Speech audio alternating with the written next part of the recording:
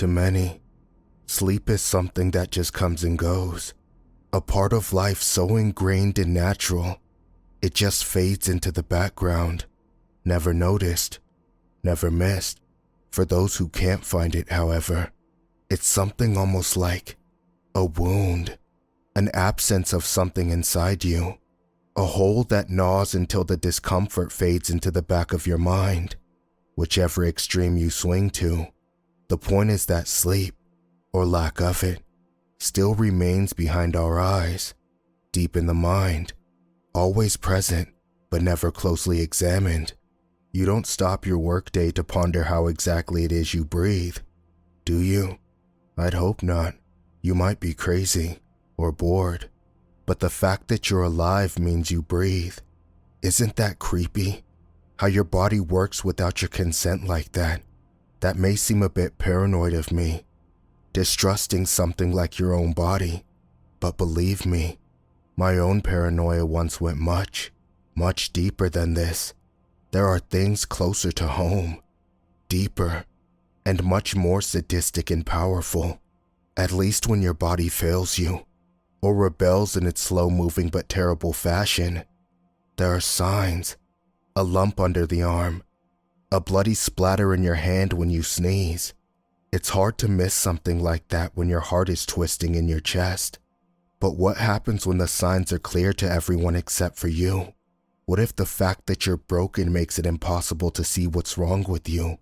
When your mind wants to fuck with you, it's infinitely more dangerous than some tumor. I may be getting a bit jumbled here. I apologize. Let me go back a bit. Explain how it used to be, before I needed to write my thoughts down to keep them from twisting. A year ago, I had been diagnosed with a rather severe case of insomnia.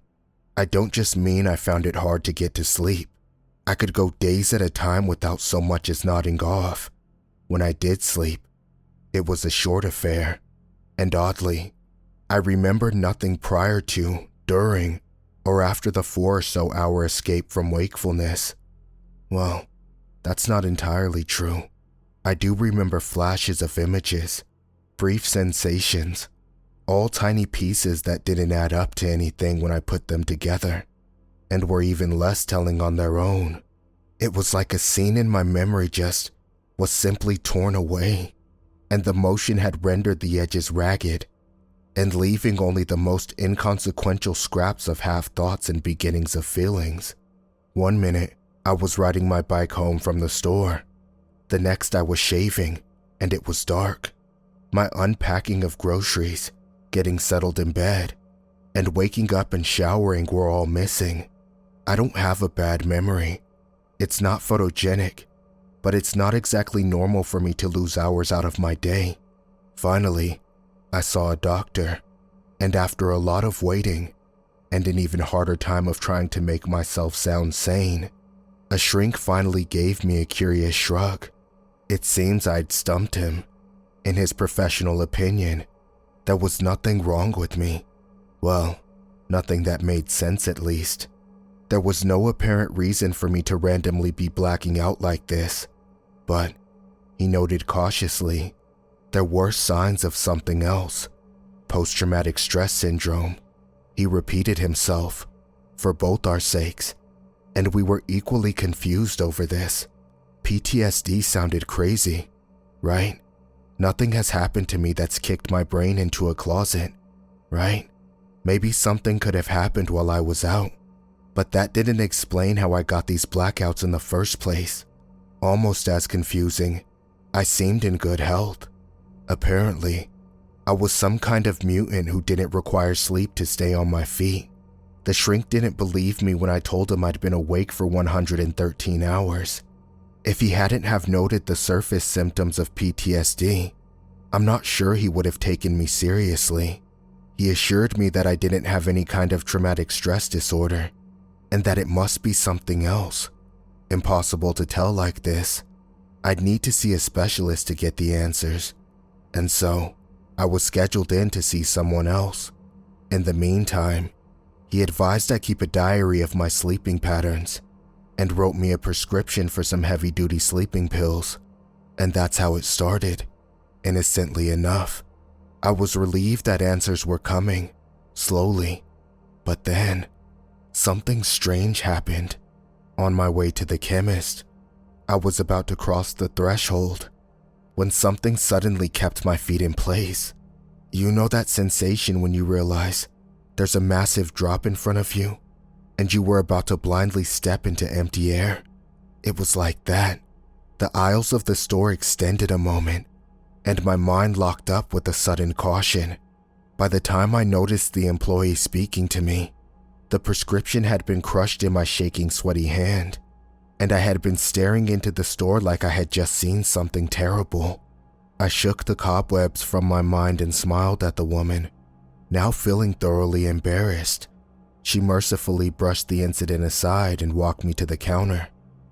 I can't really describe what I was feeling as I paid for the bottle of pills. Something was telling me to leave, and whatever it was, it waited outside the store for me. I didn't want to look back at the tugging, nagging presence, not after my display in front of this clerk, but I felt like its eyes were on my back, and I was worried. But I turned around and left, and there was nothing there. What was I expecting to see? I laughed and brushed it off. I just needed some sleep. Maybe I'd finally get some, and maybe tonight I'd finally get it. I was being stupid. Taking the bottle from the wax paper bag on the escalator, I read the label and couldn't shake that strange presence. Before I put the bag away in my backpack, I entertained, for the briefest second, that someone was standing behind me, and I swore as I stepped off the moving platform that they had just been reaching out to place a hand on my shoulder. I took my medications and recorded it in the diary. That first night, nothing happened, and my diary steadily filled with what I had been experiencing. A late dinner, take my meds, shower, read in bed for a few hours, finally give up and play some Skyrim until the sun rises, and start on my housework. Waste my day away with shopping, bills, maybe see a movie. Avoid caffeine and hitting the gym before finally heading home to repeat the process again. The first 8 days of my diary were the same as this, and as I started pinning down the words day 9, the diary propped up in my comic book. I strangely felt relieved. Folding my legs closer to prop the comic and diary up, I chewed the end of my pen and tried to pinpoint this feeling. It wasn't the first time a shadow of something had crossed my mind, like I was accidentally picking up someone else's emotions. Once again, nothing came, and as I put the pen back to the page, something scuttled across the edges of my mind, something akin to panic, or maybe being startled. The hairs on my neck suddenly stood up and I was alert. I heard a sound, like an inhalation drowned by a whisper, and I felt my chest clamp down on my lungs. I was laying down. The comic and diary had fallen from my chest, the pen in my fingers, and a thin beam of very weak pink light streamed in from my curtains. Suddenly aware of my surroundings again, I sat up and grabbed lethargically for the alarm clock on my bedside table. It was 4:41 in the morning, just before sunrise. Peering down at the clock in the near darkness, waiting for my mind to start working again, I tried to remember the last thing I had done. What time had I sat in bed to write in the diary? Rubbing my eyes, I patted about for my diary and checked the time I had written. It had been 2 in the afternoon when I had begun, and I had lost consciousness at that time, but there was a scribbling underneath the date. It was illegible. It was definitely my handwriting, and it had tried to form letters, but it had kept on packing together too close, or spreading out and scribbling over itself. Whatever I had tried to write, I must have had a lot on my mind, and couldn't decide what deserved space on the paper. How long had I been trying to write after I put down the time? A few minutes? An hour? I'd been lucid much longer in the past. As I tried to push out of bed, I found my limbs were sluggish, and the world waved unsteadily as I got on my feet. I felt my way blindly to the bathroom and flipped on the light switch. leaning on the counter and splashing water on my face. My eyes were blurry, and my mouth was dry. As the light flickered on, the reflection in the mirror was flashed into my vision like a lens flare. My eyes adjusted and the picture faded away. An image of someone in the bathroom door barely remembered, leaving my very tired image slumped over on the sink. What the hell just happened? The next 7 days had gone by much like the first 8, and it seemed my sudden bout of hibernation had only been a fluke. For some reason, I felt grateful for this. My energy slowly returned, and I felt that same phantom presence return, with a curious mix of half emotions.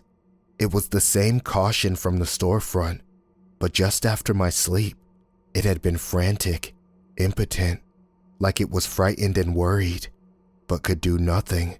As the days went by, and I still couldn't sleep, it relaxed, slowly, and began to hope. I had stopped pretending that this presence didn't exist, and I had started adding her to the diary. I don't know why, but I saw it as a woman. Maybe it was crazy of me to personify a voice in my head, but she wasn't a voice really. Did that make it less insane? I couldn't tell. She was starting to grow relieved, and with it, I too felt better. Whatever it was that had worried her, it was passing, and I felt lighter. Now that I had accepted her existence, if only as part of my mind, I tried to remain as detached as I could. Every night, I read over my diary before entering a new page, and tried to understand why she existed, and what part of me she was an outlet for. To me, this was like an isolating sore, understanding what it was, and keeping it from spreading while I learned as much as I could. She must have approved of my approach, since whenever I thought like this, she crooned approving in my mind, like she was proud of me. On day 8, I started to realize she was guilty for being here, making me question my sanity, and I felt like I owed her my patience. And then it came again. This time, I had been on my computer, watching Animal Cops, when she fell silent. I know that's difficult to imagine since she can't speak, but I immediately felt her absence. Sitting up, I felt her claw back into my mind, and she was quickly torn from me. I barely had time to process the screeched mental warning when I saw a shadow moving to my left, and then I was on the floor. 15 hours had passed this time, and it was 2 in the morning. I had spent the entire time on my side. My computer chair toppled, mouse and keyboard scattered. I must have tried to get up and collapsed, falling asleep. My limbs were stiff, sore, and weak, and I had not slept well, it seemed, tossing and turning on the hard ground. I remembered my dream. That had never happened before. It was hazy, distorted, like it had been partially torn out of me and stuffed back in. But I had one clear, vivid memory. I was standing over myself where I lay on the floor, breathing slowly, just short of seething through my teeth. No, I thought, that wasn't me. I was down here, on the floor. It didn't make sense, but I could see it. I could remember it, even if it didn't amount to anything coherent. My computer screen was the only light, and my screensaver was a dark one, so only occasional gray light was cast over the lounge room. I was disoriented and tried to pull myself to my feet, having to brace against the couch to not fall over again. Why was I panting? I had just been sleeping. I had no excuse being tired. No, this made no sense. Something felt wrong. Where was she? That was the only thought I had mustered at the time. Where was she? Crazy, I know. But things became clear as I recognized this. And suddenly, I thought, knew that I wasn't alone. Looking around, I tried to peer into the darkness and inched my way across the room, bumping a coffee table, and kept my eyes on the empty middle of the room as I patted the wall for the light switch. The first flash of light imprinted my empty lounge room. but the second showed a shape, too quick for me to see, and then the light came off. The vision burned into my eyes had been in front of the dark glass sliding door that looked out onto my pitch black balcony. If someone had been standing out there, or even inside, there would be no way to see them, not when they were as black as ink. Wait, black as ink? Why did I think that? Just as the thought flitted across my mind, I felt cold, heavy weight pressing over me, and I swore I could hear an exhalation of breath just on my neck. It was as if whatever I had imagined was confirming my fear, indicating that yes, I had seen it, and I was right. It was there, just too dark to see. I flipped on all the lights, switched the TV on, the radio, the kettle, and started the washing machine. I needed noise. There could be no shadows, no silence, and I don't know what compelled me, but at the time, all I could think was warding off this presence, whatever he was. I knew now that it was what she was warning me about. It all made sense to me now. I hurled the pills against the glass door and curled up in the corner of my kitchen, hoarding a box of candles and 4 torches, 2 of which weren't working or had near-dead batteries. I had just grabbed whatever I could find, including my butcher's knife. Backed into a corner like this, I could see everything in the room, but it was little comfort. I just watched the sliding door, the black upon black, the figure standing beyond the glass, silent and unmoving. After an hour like this, wide-eyed and panting, I began to calm down, and then I extended my senses. I could not feel him. I know that sounds silly, extending my senses, like I'm Harry Dresden or something, but you need to understand that at the time, I wasn't thinking clearly. These figments of my mind were as real to me as anything, and the looping scatterdash logic had all been clear at the time. It was only after my heart stopped pounding, and I began to ache from the cramped space, that I began to detach once again, survey my situation much like I had the imaginary woman. Clinically, like all of this was happening to a character in a story, or to a friend or a relative that I admired. I pictured my brother, who I always liked. My brother looked insane, and if he did, so did I. I told myself that these 2 figures didn't exist, and I compacted this thought into something solid, driving it into the front of my mind like a roadblock, and stood up. I walked over to where I had thrown the pills, and even with my newfound determination, I looked down from the dark glass. I bent down to gather the pills up and return them to the bottle, and then stood and stared into the dark balcony. I shut the curtain and turned away, effectively telling him to talk to the hand.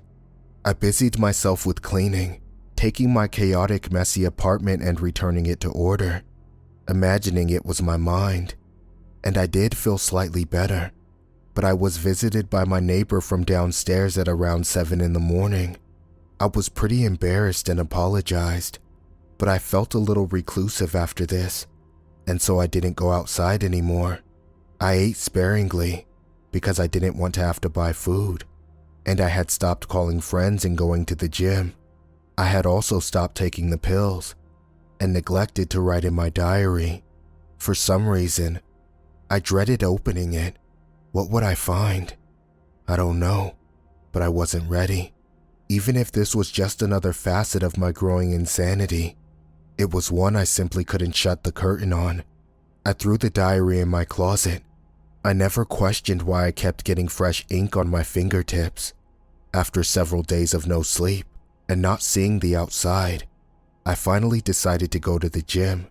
It was midnight, but I always went late when no one was around, and it felt good to return to a semblance of my routine. As I got my gym bag together and checked my bike tires and iPod, I finally felt like I was reassembling the order I had scattered. 2 hours later, after a silent workout in the empty automated gym, I had almost forgotten about everything. The burning in my muscles was familiar and comforting in its familiarity. The crackle of the cheap speakers playing late-night radio. The click of the big fan that never turned right. Humming of the Gatorade machine. It was all so normal and familiar to me. I had been silly, I decided. I would see the doctor tomorrow, and life would get back on track. I knew it. Pulling the zipper of my gym bag to toss in the water bottle and towel. I froze. The pills were there, resting on my spare clothes. I hadn't packed them. Seeing them sent a sudden wave of bone-deep exhaustion through me, and as the world wavered, I saw it. I saw him. It was just a shape in the corner of my eye, gone when I whipped around to look, but now a shape stood on my other periphery, just as quick, disappearing when I darted about to see it. He was in here with me. All my prior resolve melted from my mind, and I began to panic as the weariness set in. I backed up from the table, and in my haste, I knocked the bag and chair down, staggering into my bike, and almost falling. The only reason I didn't scream when the lights went out was because my throat had closed with my panic. I knew it was there, standing in front of me, an inch from my face, silent and imposing, possessive. It wanted me. It always had. Finally, I went down, toppling over my bike, landing on my front, looking up at the dark glass doors of the gym. Off in the car park, shrouded in shadow, was a figure, barely registering as a woman's silhouette. She cupped her hands and called to me, and while I couldn't hear her, I knew she was telling me to run. The rest was a blur. I sprinted down the road, limbs screaming in protest, as the strength seeped from them, my vision blurring, ground swinging underneath my feet, causing me to stagger and trip. I was running. I was frantic to get away, the shadows catching up with me, enveloping me, like the night itself was coming for me, and as it closed about me, my strength was bled away. I vaguely recalled the blare of a horn, a set of headlights, and a sudden burning sensation in my chest, like someone had punched me so hard that my lungs expelled their air. The world spun about, the road came fast and hard, and I struggled to go on. Figures crowded me, clawing at me, trying to pull me into the darkness, and I was blacking out, fighting to keep my head above the inky blackness. As my last ounce of strength was torn away, all was dark and silent, and I felt him looming over me. It was as if I had been wrapped in dozens of thick blankets, chained up until I was weighted down, and dropped into a tank of freezing cold water. It was helplessness, fear, and a screaming, kicking yet futile desperation to escape. And the whole time, he stood over that tank, silent and satisfied. I woke up 3 days later in the hospital. I had fractured ribs, a shattered hip, several broken fingers, and I had almost died from a heart attack. They told me that I had run into traffic and had been hit by a car, but when people had tried to help me, I had swung at them and staggered into yet another car. That one put me in no state to run anymore, and I had just begged them to leave me alone, screaming not to fall asleep. I had been clutching the diary to my chest the entire time, and when they showed the contents to me, I knew I had to get help. There's a certain wisdom in telling when you're too far gone to help yourself. I haven't yet been able to put it into words that I find adequate, but the sanest thing a man can do is admit when he isn't sane. All I knew was that I couldn't trust my mind any longer. I went willingly, and much lighter, to the mental ward. I asked that I keep the diary and keep adding to it, not really expecting to be allowed to, but they agreed. And now, with the burden of my mental health passed on to someone else, I felt lighter, I guess, like I had a free pass to finally look into that dark glass and see just what it was that lurked there wearing my face. I didn't need to worry about him anymore. That was the doctor's job, right? And what had I seen in the diary that had prompted me to submit to these doctors?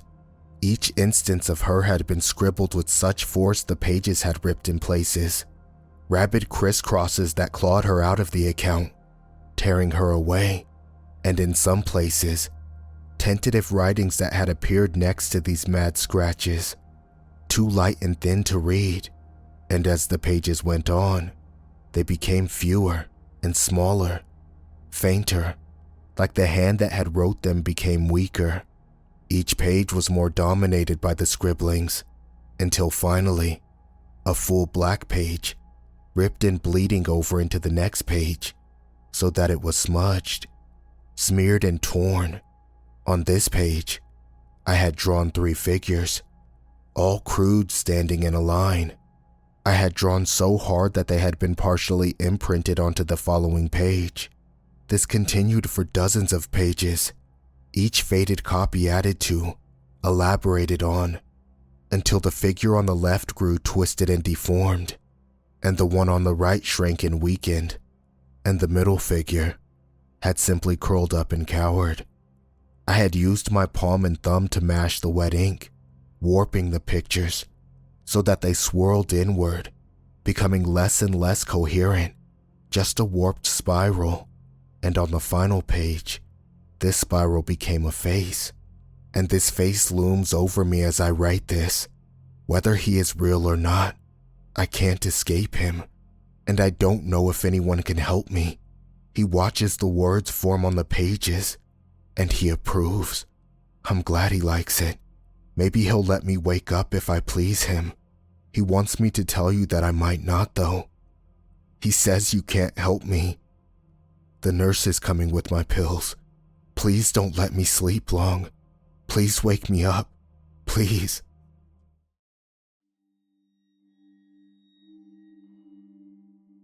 I'm sharing this because if I don't come back, well, the more people that know what happened, the better.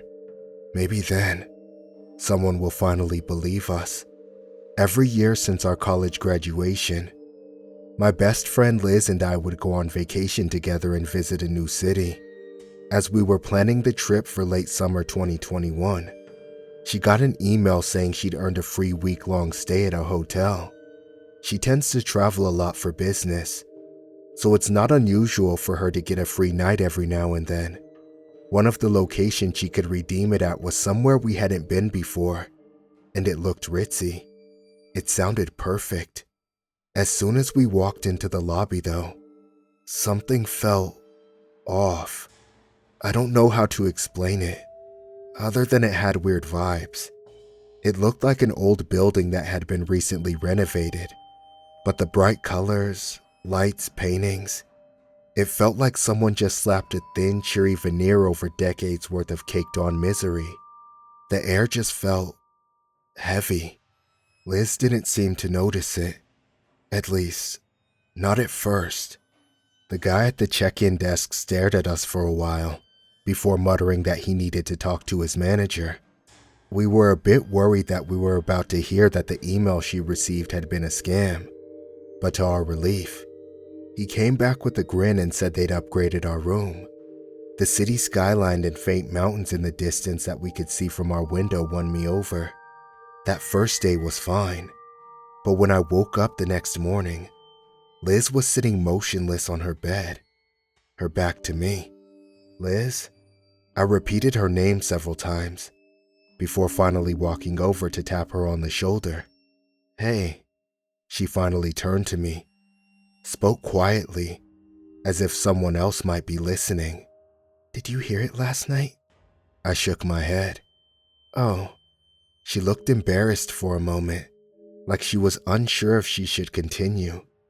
I couldn't sleep. Not with the scratching behind the wall, she whispered eventually. I don't like it. I'm a heavy sleeper. A bit too heavy, honestly.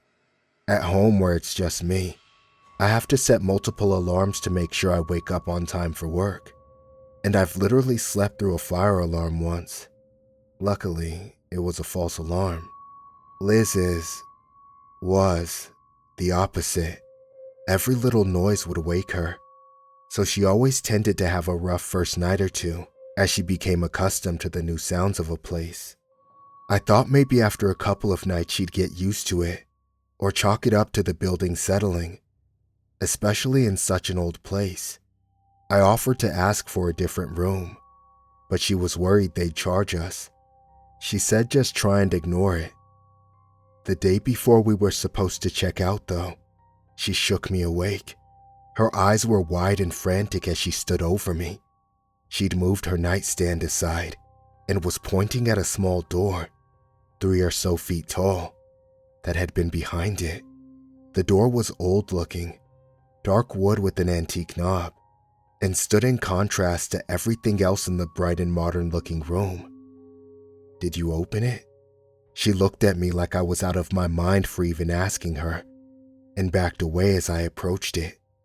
For good measure, I figured that once we looked, we'd both feel better. I was wrong. As I carefully pushed it open, the smell of rust and bleach hit me immediately. The narrow space was long. It went further back than my phone light could reach from where I stood. After a few feet, it faded into blackness. Since it was only as tall and wide as the small door, I realized I'd have to crawl on my hands and knees to see how far back it went. I hate being in the dark, and I can't stand small spaces. But when I looked over my shoulder at Liz and saw the bags under her eyes, the expression on her face, I figured I owed it to her at the least to take a look. So I crawled in. Once I was a few feet inside, I saw that the small and narrow space ended at another wall, one plastered in yellowing wallpaper. It looked so old. I guessed it was probably a part of the original hotel. The dark patterned carpet was dotted with stains, which seemed to be contributing to at least part of the strong smell. As I backed out, I thought I heard a faint whisper coming from behind the old wallpaper in front of me. As soon as I was all the way out, I had to fight the urge to slam the door shut and run. It felt so wrong in there. I wasn't sure what the purpose of that space had once been, but even then, I knew it was nothing good. "Hey," I whispered as soon as the door was closed. I tried to nonchalantly move the end table back in front of it. "Why don't we pack up? We'll find a different hotel for tonight." She seemed a bit calmer, said she could hang in there for the final night. After being in that small space behind our wall, the thought of sleeping there another night honestly freaked me the hell out. But I figured that if she could make it through the last night, then so could I. After we turned out the lights that night, I remember seeing her dark silhouette sitting on the edge of her bed, motionless, until I fell asleep. That was the last time I ever saw her. When I woke up, it was almost noon. Both of our alarms were blaring. We were supposed to check out hours earlier. My confusion quickly turned to panic when I realized Liz wasn't in the room. Her suitcase, purse, phone, everything was still there. The main door was locked and chained from the inside too. At first, I couldn't think of where else she could be, until it hit me. There was one place I hadn't checked. The nightstand was still in front of the door, but I was fairly certain it was in a slightly different spot than we had left it in the day before. Reluctantly, I slid it aside. "Liz?" No answer. She wasn't there. I did see, though, what I thought had been a wall was open slightly. I pushed it tentatively and took a sharp breath when I saw it led into a tunnel. It went so far back, far beyond the reach of the beam of the light of my phone. It looked endless. "Liz? Liz?" I got no response, other than my own voice echoing back through the narrow space. I tried to tell myself that it would be okay. I had to go in, especially if Liz had gone in there too. I took a deep breath, nudged the false wall open all the way, and I entered. As I crawled on my hands and knees with my phone ungracefully held between my teeth, I tried not to think about the tight space in the pitch blackness, as far as I could see in front of me, or picture what Liz would have been doing down there. I tried not to focus on the streaks of nearly dried blood along the floor. I had to keep going. I knew that Liz would do the same for me. I realized that I wasn't even sure how long she had been gone for. I promised myself the walls were not shrinking around me. It was my imagination, that this dark expanse couldn't go on forever. Eventually, the tight darkness would end. I kept repeating it to myself over and over as a mantra, just to keep myself going, to try and distract myself from the feeling of despair that seemed to fill the place. After what felt like an eternity, the tunnel ended, opening into a room without lights or windows, but it was at least large enough that I could stand and stretch out my cramped muscles.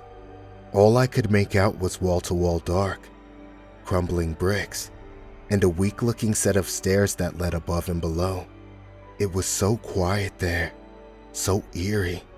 It was easy to forget that I was in a city packed with people, still inside a bustling hotel. When I shined my light upwards into the pitch blackness above my head, I could see the stairs leading to other platforms like the one I was standing on. It looked like the rooms above and below ours had similar tunnels. The smell of bleach had long since been replaced by the scent of mildew and old things. It felt so wrong back there in a way that I couldn't put my finger on, that I couldn't help but shiver when wondering why it had been designed that way, what it had been used for. I assumed the stairs to the tunnels above me all led to other rooms, so I went down, the protesting metal echoing into the huge empty space above my head. I finally reached a heavy door, and after being in the dark for so long, the bright sunlight hurt my eyes when I opened it. I was looking into a back alley outside, around the corner from where the hotel seemed to end. The door was covered with the same bricks as the rest of the building. It was so discreet that when I closed it behind me, it blended in perfectly with the outside wall. I remember running back inside and bracing myself against the counter, while I tried to convey what I found to anyone that would listen. I still have the image in my mind of how the dried blood on my palm stood out starkly on the white marble. It was all I could focus on as the manager tried to calm me down. He said Liz probably just wandered off. People go off on their own all the time to explore the city, he told me. She'd likely come back later. She never did. I was the one that called the police, and the officer that came out chatted casually with the hotel manager for a long time. They checked the room. I showed him the door, but he didn't seem concerned. He just repeated what the manager said. Maybe she decided to start over and didn't want to be found. I was hysterical. Pointed out that her purse and her phone were still in the room. She hadn't even taken her shoes. It's not uncommon, he told me, leaning in a little too close. A warning less subtle than his words was written across his face. For people to visit a city like this and never leave. I drove around for hours, asking shop owners and people outside if they'd seen her. None of them had. Eventually, I had to go home, back to work. The official story is that she just left, of her own volition. I don't believe it. Neither does her family or fiancé. Every so often, he and I would drive up there, just on the off chance that anyone had seen her. But we'd always get the same answer. He's the one that had the idea to book the same room again, to see what we could find in the tunnels. He must have called dozens of times. He tried to make a reservation, ask if room 347 or any of the ones directly above it are available, and they'd always tell him no. We hadn't lost all hope, but we'd certainly lost most of it, until a few days ago. I recently received an email invite letting me know I'd earned a free week, just like the one Liz received 2 years ago. I went to check in, and after looking me over, the guy manning the desk said he needed to get his manager. The manager, the same one as before, came out in person, and I was so worried he'd turn me away, but he simply smiled and informed me that my room had been upgraded. I'm sure you can guess my room number. I've been trying to stay awake each night, although after everything that happened, I wouldn't be able to fall asleep here even if I wanted to. Every night, I've just been sitting in the dark, listening to the sounds coming from behind that awful door. Sounds that I can almost swear are a bit louder, a bit closer, each night. I'm supposed to check out tomorrow morning. I have a feeling that tonight, I'll finally find out what happened to Liz. Wish me luck. I can't believe that a few weeks have passed already. I'm sorry it took so long to get an update posted. Everything that happened has been a lot to process. At first, I didn't want to even write it down. I didn't want to relive that night, but I guess I can't avoid it forever. Almost exactly 2 years to the day from my first post, my best friend Liz disappeared from room 347 in the middle of the final night of our stay. I woke up the next morning to the door still being bolted from the inside.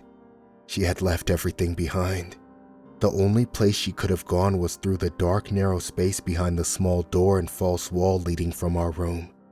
Even after crawling through it myself, I never found her. The hotel manager and police were not just insistent that she left of her own volition, but were almost threatening when I pushed it further. Her fiancé Jared and I had been searching for her ever since. When I finally got the chance to stay in that room again, hoping for even a slim chance of finding out what happened to her, I took it. So, I bought a little can of triple action pepper spray, packed a bag, and scheduled an email to go out to Jared the morning after the final night of my stay. You know, just in case I never came back. I've been home for a few weeks, and even now, I'm still struggling and trying to put some of the pieces together. I'm starting to accept that there are some things I may never fully understand. During my recent stay, I didn't spend much time in the room, with its overpowering smell of bleach mingled with something else that I couldn't quite place. Mostly, I tried to search the surrounding city for anything I may have missed before, and of course, explored every part of that hotel that I could. Details I didn't catch during our first stay, or pay enough attention to before my final night a few weeks ago, are now haunting me. Details such as how a ritzy-looking hotel in the middle of a popular tourist destination never seemed to have anyone else in it, or how there was no way to get to the 7th floor. The button so casually skipped from 6 to 8 on the lone elevator, and from the main stairs what should have been the entrance was just a solid wall. As I traversed the winding hallways, I realized that on every floor that I could access, other than my own, the new carpet and cheery paint stopped abruptly after a certain point. As I ventured deeper into the hotel, I found myself surrounded by the original fading wallpaper, stains marring the swirling patterns of the torn carpets. Even the light fixtures along the walls looked dated. Most struggled to stay on at all, often throwing the windowless halls into near darkness without warning. Whenever I crossed over to the old unrenovated side, I always had a strange sense of discomfort, the kind you get when there's no one else around you, but you can tell that you are almost certainly not alone. Traveling down those halls felt like stepping back in time, but to a time that was clearly better left forgotten. Initially, I thought maybe that was their way of saving money, neglecting the portions that most guests wouldn't venture to. One night, I was wandering around one of those eerie quiet floors, further in than I had ever gone before, and was drawn to a bit of brick peeking out under cracked plaster and peeling wallpaper in the distance. It was almost entirely bathed in shadows, just beyond where the struggling hall lights had finally given up, and seemed older than everything else around it. There was a thin gap in the mortar, and while it was so dark that I couldn't see anything, I could feel a faint, stale breeze that carried with it an overpowering smell of rotting meat. Gagging, I turned around abruptly to see the hotel manager just a couple of feet behind me, his eyes glinting at me, unnatural looking in the low light.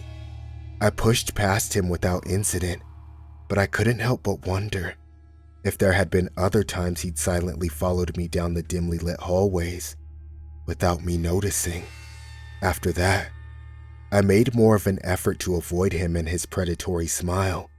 Every floor I could access had a similar makeshift wall in the same place. I eventually realized it was once a second elevator shaft, since bricked in and plastered over. Once, in the near silence, I thought I heard the sound of something moving behind it.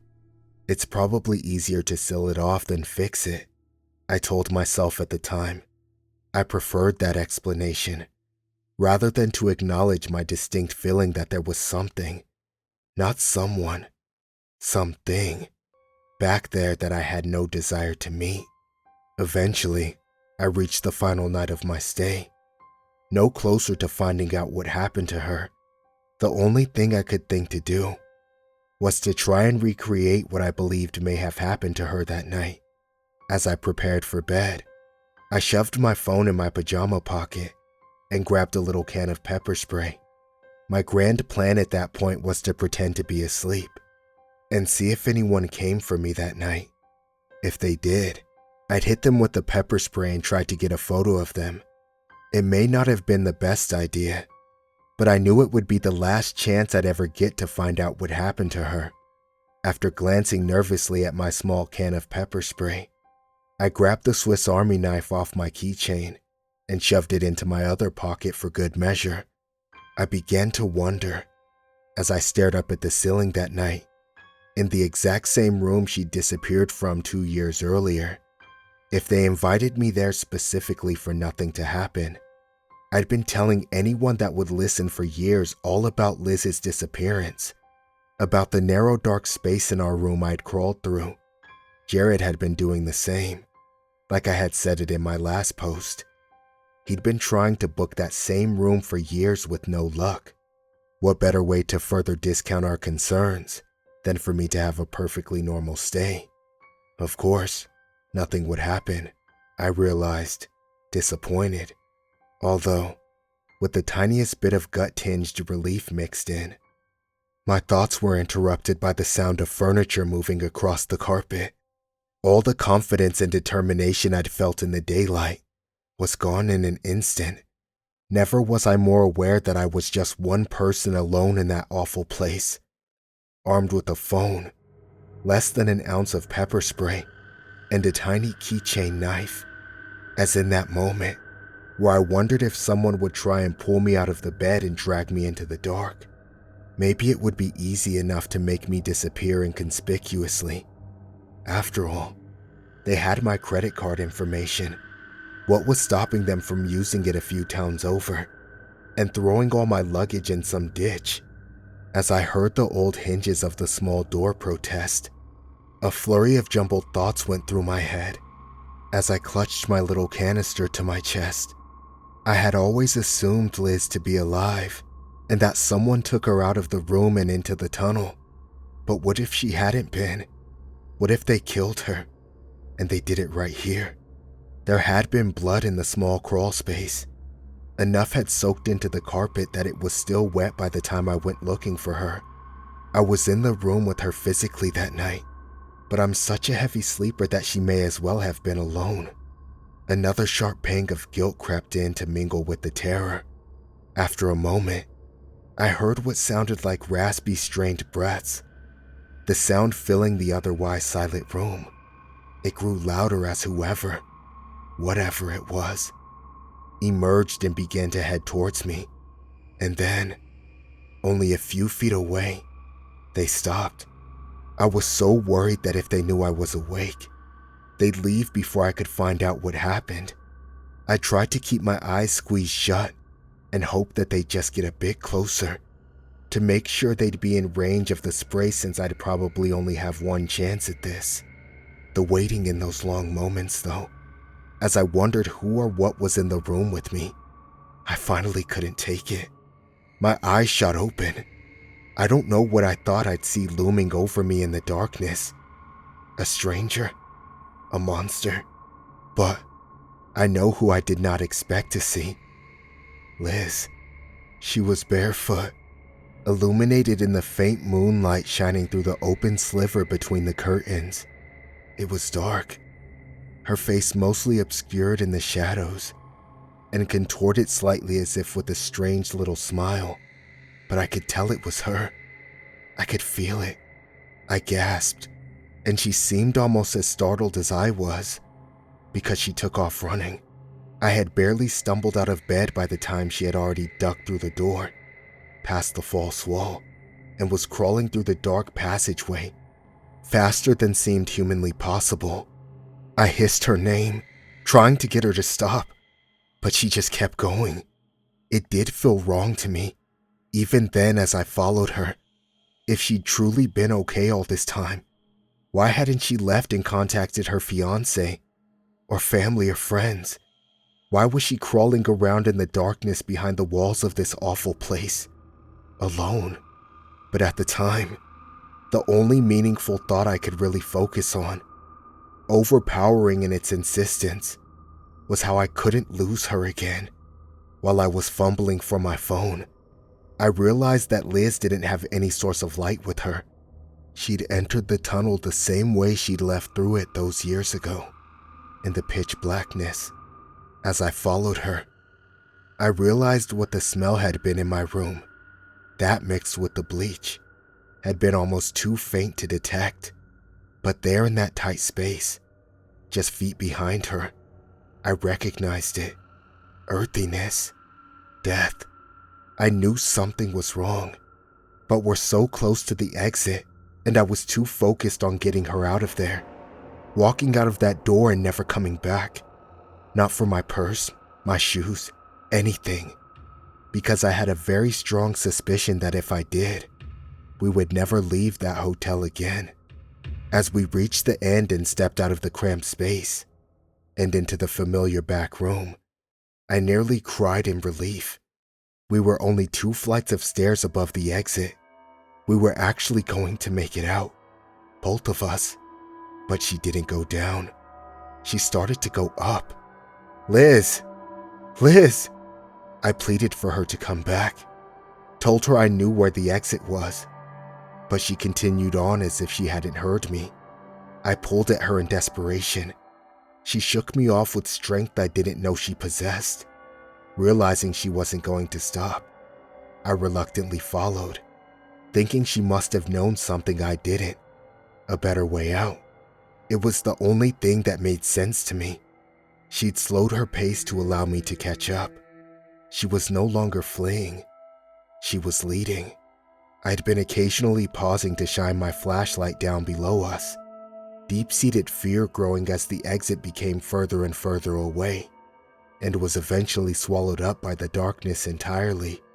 After what felt to my tired legs like a lifetime, she stopped and began to enter another crawl space, heading back, deeper into the hotel. I froze. The already intense sense of wrongness overwhelmed me at the thought of going in. She turned back to smile at me briefly from the darkness, and I realized then that everything was going to be okay. I had found her. I knew that following her was the right thing to do. The new feeling of calm, it overrode my deeply seated fear of seeing what was on the other side of the tunnel. So, I took a deep breath, and I found out what was on the 7th floor. I instantly felt much safer than I had anywhere else in that godforsaken place. As we stepped into the immaculate room that the tight tunnel opened into, this was a good place. Safe. I was suddenly very confident that we were going the right way. I followed her out of the room, and down an immaculate hallway to a huge ballroom. Art Deco details, the chandelier. It was beautiful. That much was obvious, even in the dark. I felt an odd sense of excitement at the thought of approaching it, nearly giddy at the sight of the elegant golden elevator at the end. The exit. Finally, I froze for a moment when I heard a door slam shut somewhere behind me, but no matter how hard I tried to hold on to that concern, the intense feeling of alarm, I couldn't. It was quickly gone, beyond my reach. Everything was fine. She stepped into the elevator and smiled at me over her shoulder. I knew that was where I needed to be. I was ready to leave. I was only a few feet behind her when I tripped and fell to the side. I felt around to see what I had tripped over. It was a single shoe, the canvas stiff with long dried blood. When I looked up from it in confusion, I realized that the entire room had changed. The air carried a hint of old things, mildew and despair. The chandelier hung at an odd angle, ruined, rendered dark and useless by decades of neglect. Glass from the shattered and now boarded up windows littered the ground. The wooden floor was warped and stained, and the dated wallpaper had mostly peeled away. A sense of longing and ruin and sadness radiated through the huge room. I shivered as my beam illuminated what I had fallen into. A group of disintegrated suitcases. Torn clothes and other discarded belongings formed messy piles, encircling what had minutes ago appeared to be an elevator. With a new sense of horrified clarity, I realized what I'd almost stepped into. The open shaft. The one that had been walled up on every other floor. The doors were long gone, leaving only a few feet of damaged flooring between me and the 7-story drop below. Maybe if I had been paying more attention, I would have noticed the sound sooner. The familiar, earthy rot smell on the stale air coming from within it. But I was focused on something snagged on the metal opening. I told myself it couldn't have been Liz's. It couldn't have been the Melvin shirt she had bought at the concert we went to years ago. The one she had worn to bed that night. It could have been anyone's. Because Liz was fine. She was here with me. I heard the sound of something sharp on metal. The awful ragged breaths she had been taking. I shined my flashlight up to see her slowly climbing up from the dark gaping pit of the shaft. Her perfectly round eyes reflected back at me, like an animal's, like a predator. Something that evolved in the darkness and could see far better in the lightless space than I could ever hope to. What I thought had been a smile, I realized then that it simply had more teeth than it could comfortably fit in its mouth. The more I stared, frozen, the more I realized how wrong the face, all the details were. I couldn't understand how I didn't see it before, how I could have mistaken that thing for my best friend since childhood. For a brief fleeting moment, I thought the not Liz was the most terrible thing I could ever see in my life, until I noticed more of them crawling up the shaft behind her. When I saw what they looked like when they weren't attempting to imitate a person, I was suddenly very aware of the door I had heard open and close behind me moments before. True fear, I've since learned, is seeing something you can barely comprehend, much less hope to outrun, standing between you and the only exit. I realized I was just holding my phone. I'd lost my pepper spray at some point, so I did the first thing I could think of. I shined my phone's flashlight towards it, hoping that something so pale, that saw so well in the dark, that it wouldn't be able to handle the bright light. All I managed to do was get a clearer view of the two long limbs, and those awful eyes as it continued towards me, unfazed. I fished my tiny knife out of my pocket and ran towards it. I didn't have any other plan. I just knew that I didn't want to die down there in the dark. With that haze I'd been trapped in earlier lifted, I became aware that the entire floor smelled like death. Unlike the room downstairs, no one had felt the need to try and mask it with a splash of bleach. Some doors had long since fallen off their hinges and formed additional obstacles as they lay splintered. I tried dodging around the thing in the hall, but it managed to grab me. leaving a deep gash in my leg as it tried to pull me to the ground. I stabbed at it until it let go. All the blood, not sure whether it was its or mine, allowed me to slip through its grasp. At the end of the hall was the room we'd entered through. 747 crudely painted on the door. This time around, I realized it was filled with the remains of decaying furniture, along with other things I'd rather forget. I was actually relieved to shove myself back into the tight, lightless passageway, but not as much as I was when I stepped out of it. I was only 2 flights away from the exit when I heard a chorus of wheezing breaths above me. I made the mistake of looking up, saw so many eyes trained on mine. There was another familiar face among them, wearing his usual predator's grin. I moved as fast as my tired, bleeding legs could carry me. Hearing them quickly close the distance between us was an excellent motivator. I was only a few feet ahead of them by the time I stumbled out of the back exit, and I didn't stop running, unsure if they would follow me outside. Finally, I turned back to see there was nothing there. I still didn't feel safe until I called Jared, and I was in the car with them and almost home. I refused to go to the hospital in that town. I don't trust anyone. I was so afraid that they'd put me under, take me back to that hotel, and I'd wake up on the 7th floor again. Or maybe I wouldn't wake up at all.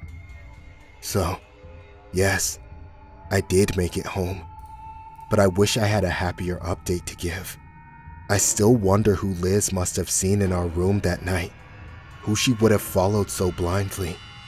I try not to think about what must have happened afterwards. It's too painful. I haven't been able to sleep much since I've been home. All I see whenever I close my eyes are those things staring at me from down the dark hallway on the 7th floor. There's something else that's been keeping me awake too. I had originally booked my reservation with a fake address, but in addition to everything else, I left my purse and ID behind when I fled the room. It's been a few weeks now, but I still can't help but wonder if soon I'll see those perfectly round eyes glinting at me from within the darkness of my own home.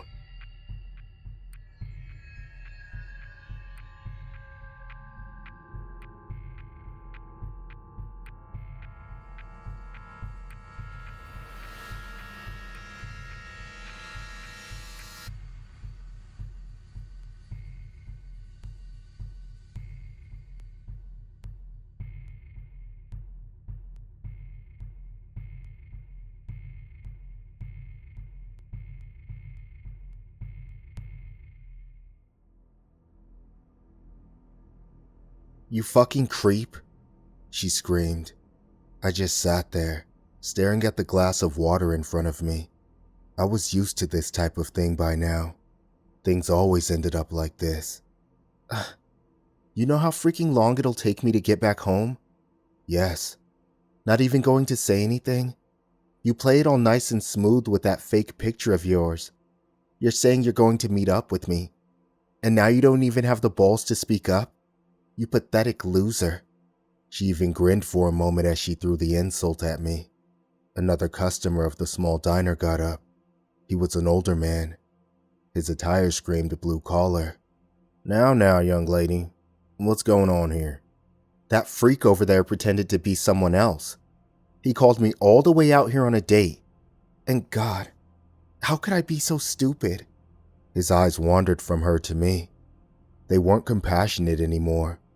No, now they showed nothing but contempt. "Well, young man, you've got some explaining to do." I still stared at the glass of water. My throat felt like it was clenched shut. "Hey, I'm talking to you," he yelled at me. By now, the whole place watched the awkward scene, with me right in the center. I started, but broke off. "Too embarrassed to even speak, huh?" Once more, I couldn't find the words. "Yeah, sorry, Mom. It's gonna be at least another hour. No, I'm fine. Just some weirdo. No, I didn't see Anna today." "What?" "No, it's all right. I'll just take the train." Yeah, yeah, I'm on my way. I listened to each of her words and smiled. At least an hour. Good, I thought. Now, what are you smiling about, boy? The blue-collar man still didn't let me off. Eventually, I pushed myself past him and made my way to the door. What was that all about? I heard a young woman whisper to her friend. Guess she got catfished or something. Ew, that's so creepy. I didn't listen to their words. They didn't know a damn thing. Why did you hurt Mommy? What? What the hell are you talking about, Pipsqueak? I saw it. You hit her. And she was crying. How the hell would you see something like that? I didn't even see his slap coming. He stared down at me, his eyes furious. Linda, did you tell the boy? No, of course not. Why'd I ever? Ugh, shut up, bitch. Still lying on the floor, my face hot with pain. I listened as Dad got up and made his way to the kitchen. I jerked awake in my seat. The old woman opposite me looked over before she mumbled something to herself. Why had I remembered something like that now? Damn it. Now where am I? As I stared outside to read the name of the station, I sighed. It would still be another half an hour before I'd be home. I checked the time on my phone again and saw that it was already 11 in the evening. Shit, I got an early shift tomorrow. Work was hard the next day. I'd barely gotten 5 hours of sleep, and it was the busiest time of the year. I slumped through the warehouse, sorting shelves and repackaging products with my eyes only half open. Hey, yeah, you. There's some trash over here with your name on it. One of my older coworkers called out to me. Laughter from a few of my other colleagues erupted. I sighed, and without making eye contact, I stumbled to where he was pointing. It sucked to be the new guy on the job. As I was busy cleaning up the mess that he most likely caused himself, I heard them talk behind my back. What the hell's wrong with him? Does he ever say a word? One of them asked in a hushed tone. Don't know. Think he's mentally challenged or something. Another voice chimed in. Just leave the boy alone, a third one added. Why are you so concerned about him? Just don't want him to snap and shoot the place up. Huh, as if that pussy would ever be able to pull something like that. Laughter erupted again. You know, I can hear every single word you're saying, I thought. Shit, who am I kidding? I bet they know too. After 6 more hours, my shift ended. The bus ride from work took about half an hour. Day after day, I spent it glued to the screen of my phone. I opened up the first of the many dating apps I'd installed. I'd swipe through countless girls one by one, staring at their pictures. Long hair, short hair, happy smile, confident smile, group of girls. On and on I went. It took me about 5 minutes to find one. She was pretty, long blonde hair, and had a shy, yet somewhat playful smile. In a moment, I opened the chat window and threw her one of my many one-liners I knew by heart. I was already home when she replied. The new picture I'd chosen worked wonders. For half an hour, we were joined in mindless chit-chat before I finally asked her if she had plans for the evening. She was reluctant to answer. It was always the same. I sent her a few more of my rehearsed lines, boosting her confidence, soft-soaping her and pushing more lies down her throat. She was an easy one. It took me only a few minutes to get her to agree to the date. I fell back onto my bed as relief flooded my face. I checked the phone once more. It was still a few hours before I had to go. Guess I'll set the alarm and take a nap, I thought. Wasn't like I had to dress up or prepare for the date. Mom was crying in the other room while Dad's fist came down on my face once more. Again and again, until he stopped after half a dozen hits, panting. That should teach you to not spout those goddamn lies anymore, he screamed at me. But I saw it again, I mumbled in a low voice. What was that, you little shit? I curled up into a ball and said nothing. Thought so. Mom was still crying. I woke up. Why were my dreams always about him? God damn it. On my way to the bus, I thought about Dad. Dad hadn't always been an asshole. When I was a little kid, he'd been the best. Then he started drinking. When I found out he was beating Mom, I became a target as well. For years, the abuse went on until I learned to be smart enough to keep quiet. No, talking about it wasn't helping anyone. When I became a teenager, and after Mom's death, Dad and I became close again. It was more by necessity than anything else. Age hadn't been kind to him, neither had the booze. In the old pictures, he was quite good looking. Hell, even handsome. Now, pushing 40, he looked much older. His head was pale, his skin pudgy and gray, and his stomach had developed into a bulging beer belly. Whatever he wore, it always seemed to tear at the fabric of his clothes, trying to free itself. "See that one over there? Now that's my type of woman, all right," he said to me, pointing at someone. I stared at the young blonde ahead of us, carrying 2 grocery bags. Small frame, a bit too timid and awkward. As I watched her, I saw the bruises on her arms and legs, and noticed that she had a slight limp. Just like Mom, I thought. Always ending up in an abusive relationship. Always another drunk bastard beating her. "Well, hello there, young lady. Need any help with those bags?" Dad asked, as he approached her and reached out a slimy hand.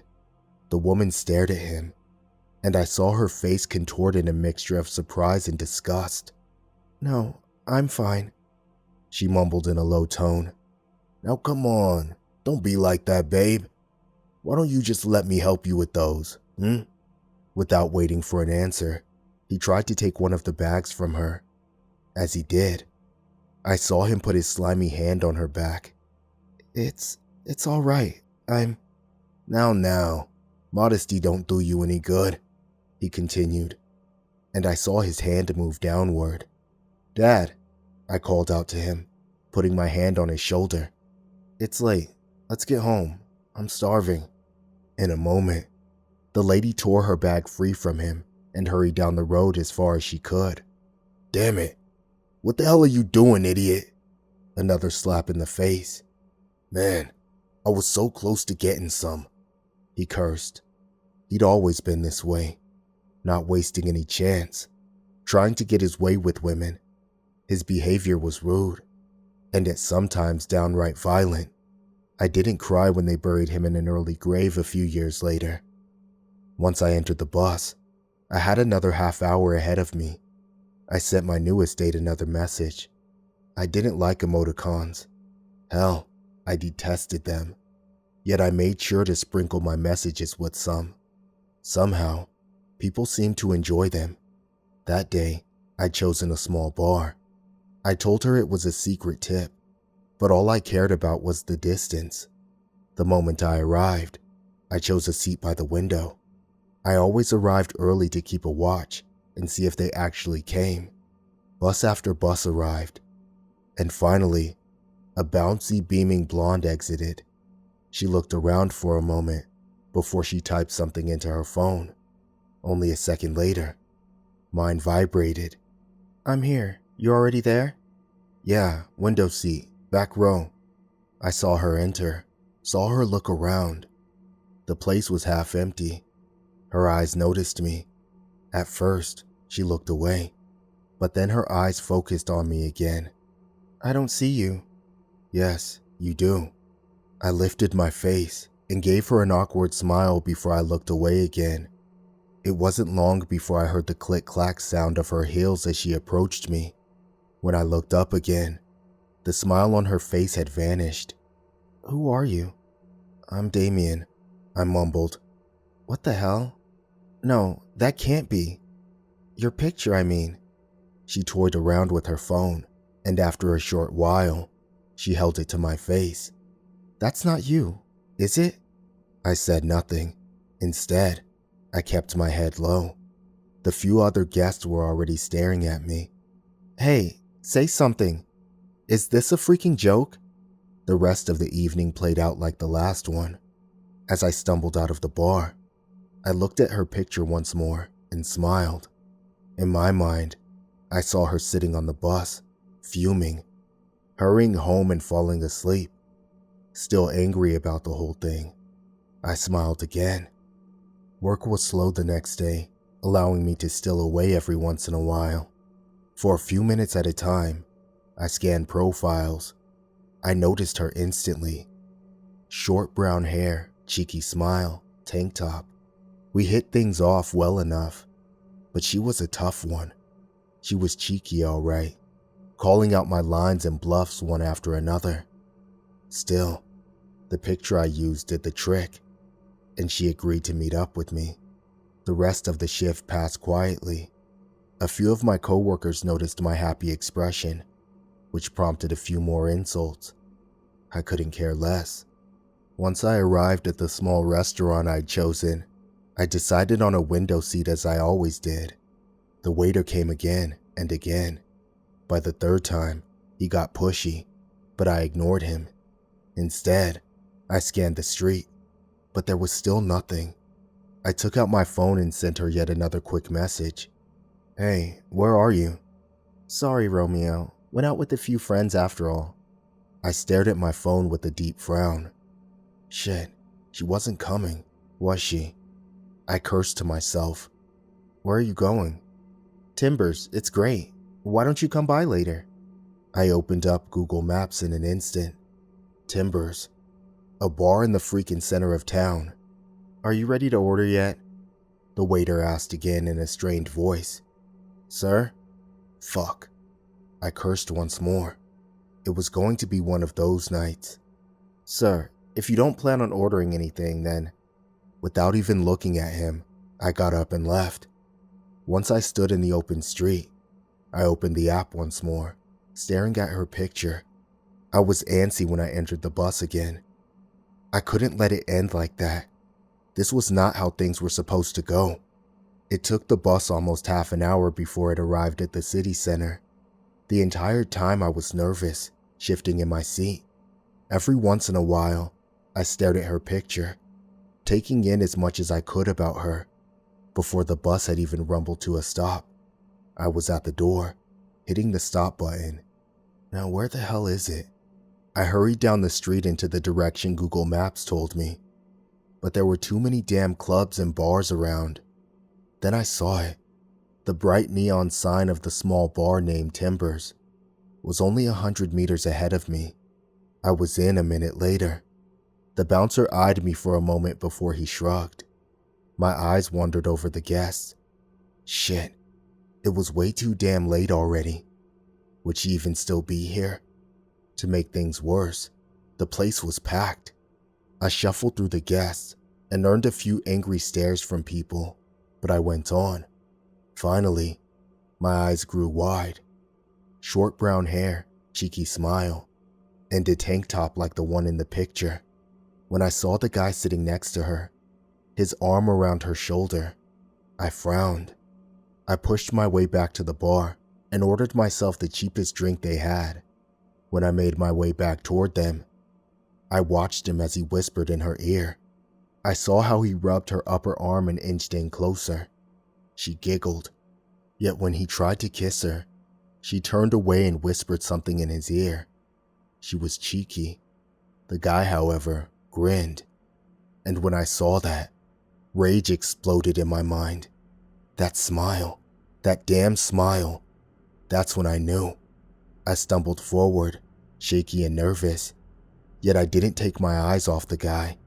I'd almost reached them when I ran straight into a buff, tall guy. "Hey, watch where you're going," he yelled at me and pushed me aside. I stumbled forward and crashed right into the guy sitting next to the short-haired girl. My hand collided with his face, and I spilled my drink all over him. Both of them screamed up in surprise. In a moment, the girl retreated to the bench's end to not be drenched with the rest of my drink. I pushed myself up and mumbled an excuse. Before I so much as finished it, the guy's fist hit me square in the face. Pain shot through my head, and I could taste blood in my mouth. "The fuck are you doing, you goddamn freak?" Once more, He hit me in the face, then a third time.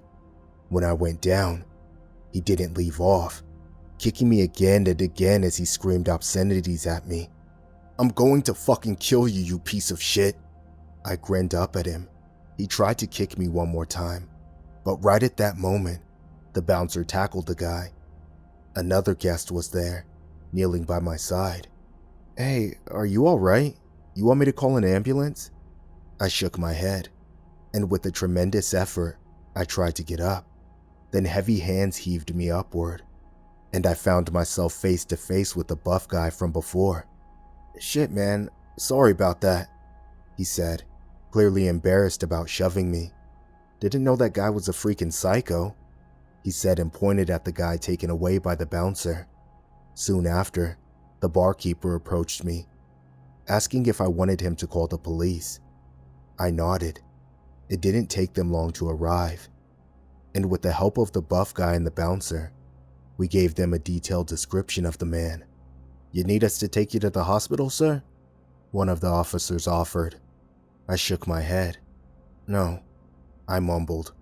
"I'll be fine." Once they were gone, I thanked the first bouncer and then the buff guy. He grinned at me. "Tell you what, if you ruined my date, I might have kicked your ass too. That girl was cute as hell." I gave him a weak smile. "Yeah, guess she was." I looked around for a moment. "She's gone. Booked in the instant that guy went all out on you. Look mighty scared." I nodded, thanked the guy once more, and left the bar behind. On my way home, I took my phone out once more to look at her picture yet again. For the first time the whole evening, I could relax. I could see her sitting in a taxi on her way home before she went to bed. Gone were the images of her bloodied, beaten body, and gone was that guy's grinning face as he stood above her. The premonition had changed. Even though it hurt like hell, I smiled. She was saved.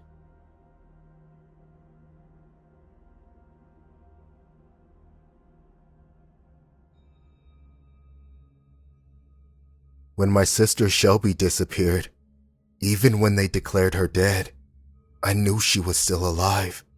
I could feel it. And I was right. Sort of. And so, here I am, sitting in my car at 2:10 a.m., near a darkened bus stop that probably hasn't seen another visitor in decades, waiting for her, despite being warned of the consequences. I'm writing to distract myself from the nearly overwhelming, increasingly strong prey instinct to run, the urge to put as much distance as possible between myself and what I can only describe as the receding nothingness beyond the tree line. 28 years ago, Shelby was driving through Mayerton, a tiny town I'd never heard of until I got the call from the police, until it became the last place my sister was seen before seemingly falling off the face of the earth. I'm still not sure why Shelby was there in the first place. It was far out of the way from Billings, where she'd been headed, but I suppose that'll be one more thing I'll never get the answer to. Not from her, at least. They declared her dead. When the Mayerton police called me, they told me they found her car, that bright red 2015 Mini Cooper she loved so much, wrapped around a tree on the side of the road. If she'd been in the car when they found it, maybe I'd have been more inclined to agree with them. The car was mostly totaled, but what did remain of the interior, it was immaculate. There was no blood. Her purse and suitcase were there, keys still in the ignition. It was still locked from the inside. Everything was still in the car. Everything, except for my sister. But the local authorities told me she was dead. And despite my pleas for them to look for her, they straight up refused. No need, they said.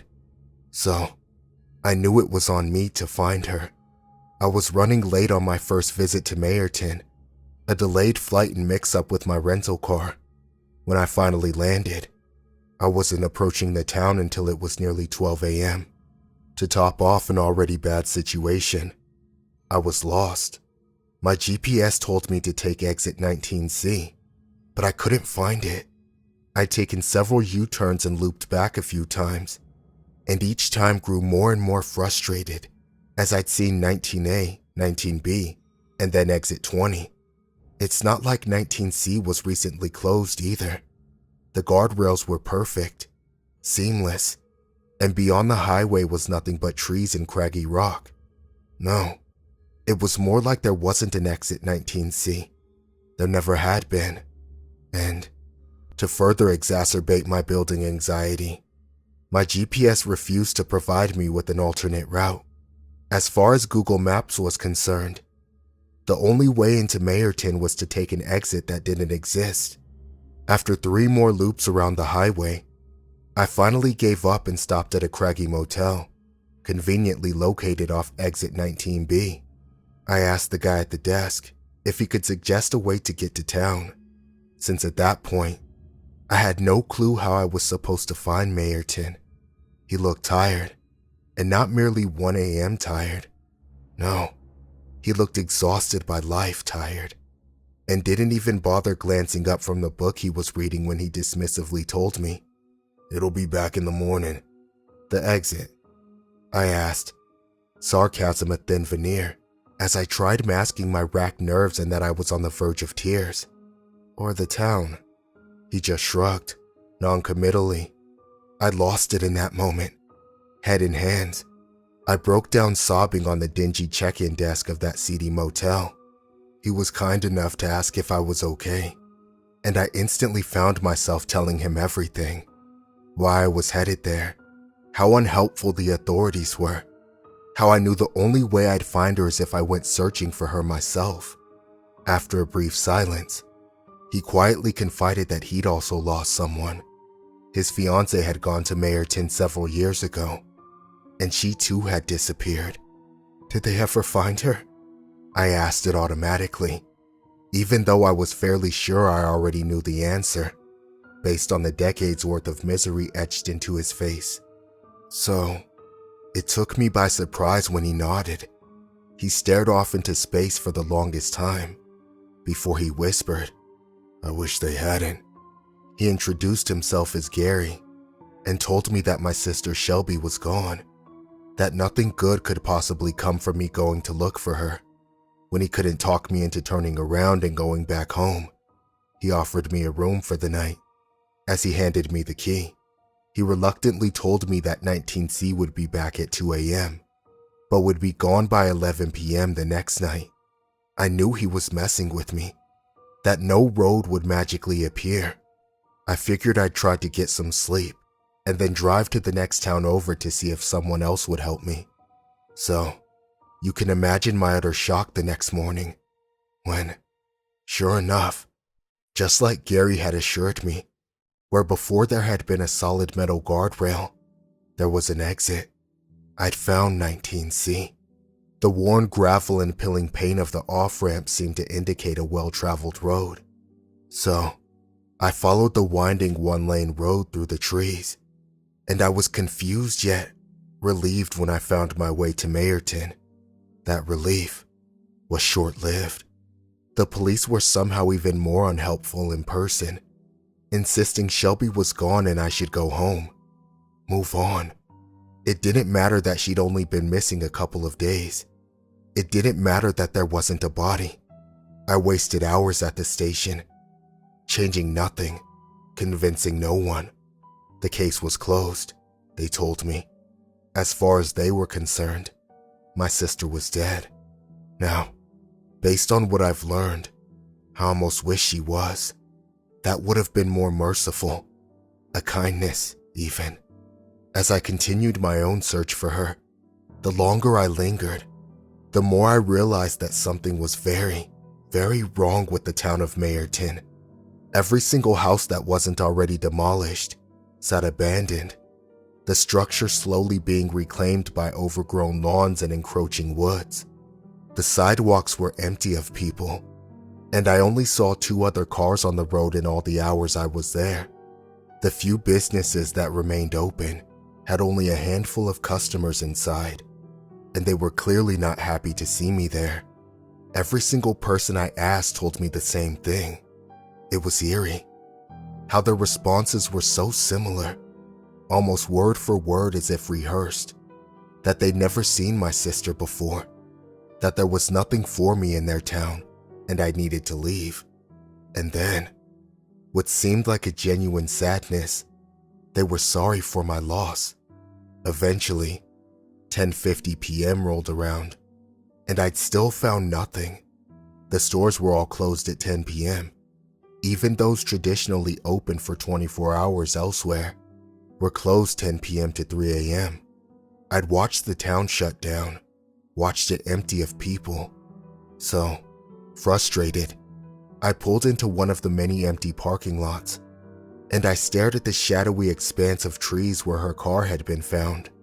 The air was stale and heavy with an unnerving silence, thick enough to choke on. It was in that moment, as I sat in the red glow of the shut-down pumps, of the only open 19 hours gas station I'd ever seen in my life, that I first picked up on a hint of wrongness in the air. I could suddenly feel that there was something out there beyond my line of sight, something waiting just past the trees, something terrible. I realized that Gary and the handful of people I've encountered were right. I needed to leave. I had that epiphany a little too late, because what began to happen next was the cherry on top of my shit Sunday of a day. As I took a final look into the trees, as if they could give me a sign, an answer, a darkness unlike anything else I'd ever witnessed began to seep through them, swallowing them. It choked out the light from the moon. It was like a curtain of nothingness, a presence only detectable by the absence of everything it touched.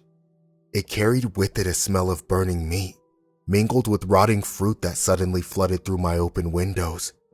I found myself frozen as it approached. As it swallowed the houses down the street, I could feel a strong sense of emptiness, one that sucked the air out of my lungs, threatening to crush me. At the same time, it felt right, an extended invitation towards the embrace of nothingness, towards something ancient and insatiable. The encroaching darkness swallowed the crimson glow from the gas station pumps. It was only the realization that the blackness had begun to nullify the light of my headlights that snapped me out of it. I three-point turned my way the hell out of there, peeling out and pushing 65 down the winding road out of town. In that moment, I was thankful the town was empty of police too. Approaching on the ramp at 10:59, I didn't understand what was happening at first, why the road I was driving along looked faded. That's when I saw something metal shimmering faintly in the distance. It didn't look solid, as if it wasn't entirely there. So it took me a moment to realize what it was. A guardrail. I tried to swerve and slam on the brakes before I hit it, but I was going almost 90 by that point, and the laws of physics and I had differing opinions on what the correct stopping distance would be. I braced for an ending that I wondered if my body would even feel, brain even register, but none came. No. Instead of the sound of metal on metal, my ears were met with the angry honking of the person I'd cut off. As I measly swerved onto I-15, I was back on the highway, the light of Gary's seedy little motel visible from across the way. I took one last glance at the place where exit 19C had once been, and once again ceased to be. I didn't know what else to do, so I went back to the motel, breathless, describing every moment of my ordeal to Gary. He didn't look even remotely fazed by my story, instead opting to stare into space. I realized that the police were right. She really was gone. She'll be back. Well, part of her will, he finally told me, perhaps in response to the look of hopelessness that must have been written on my face. 2:30 a.m., 28 days after she first disappeared, at the bus stop off of Main Street. Are you sure? That's where they always come back. He smiled sadly before engrossing himself back in his book. That was weeks ago. As of this morning, it's been 28 days since Shelby first disappeared. I touched down in Billings and made the 6-hour drive to the outskirts of Mayerton, waiting patiently for the exit to appear. I debated stopping by to see Gary, but decided against it. He'd asked me not to tell him if I chose to go back. He said he didn't want whatever happened to me on his conscience. But it's 2:29 a.m. now, and here I am anyway, sitting at the ancient bus stop in the empty city of Mayerton, a city that has only recently returned to existence, staring into the last of the receding darkness. I can see Shelby in the distance now, pale in the faint moonlight, barefoot, immaculate for someone missing for a month, and emerging from the woods. I found her. Even from here, I can feel something radiating from her. An emptiness, a yearning, hollowness, a hunger for something far more precious than mere flesh and bone. I should be running to embrace her. I should be ecstatic. Instead, I'm frozen, overtaken by another emotion entirely. One I've never felt before around my sister. Fear. No, not just fear. An overwhelming, suffocating terror. It's not just that now familiar emptiness that radiates from her, the same way it did from the beckoning nothingness when it nearly claimed me last month. It's not even the way her skin seems too tight on her frame, or that she's taller than I remember. No, it's that awful, predatory smile on my sister's face, one I have not seen in all of our 26 years together. She moves as gracefully as she did in life, but in her eyes, I see only death. I realize, as I watch the palpable nothingness incarnate that is wrapped in my sister's flesh, that I'm not sure what exactly she wants, what it is that she hungers for. In a way, I wish she hadn't come back. I should have believed those that told me she was gone, because she is. She is utterly devoid of everything that had made her my sister. As I fight the urge to run to the car, to leave Mayerton, before whatever it is that wears my sister's skin like a tight suit can reach me, I can't help but replay my final conversation with Gary in my head. So, I'd confirmed, she'll be back in exactly 28 days from when she went missing. He nodded, no longer able to meet my eyes. But I need to warn you, Sheila. If you thought it was bad when she disappeared. He paused to stare past me and into the dark expanse of trees off the highway. It'll be 1,000 times worse when she comes back. I told him I knew I was doing the right thing, that trying to save my sister could never be a mistake. Oh God, she's closer now. I can't tell if she seeks to fill that void by dragging me back with her, or if the hunger is more primal, more literal. All I know is that the Shelby that disappeared, that I lost, is not the same Shelby that I see before me now. I'm frozen to the spot now, as if I'm trapped by her gaze. I'm going to share this while I still can. Maybe I made a mistake after all.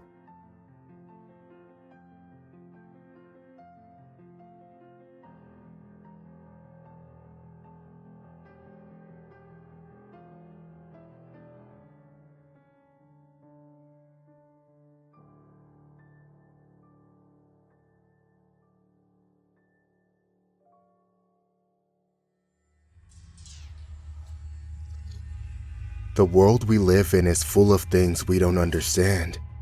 Being the curious humans that we are, we naturally try and seek these things out.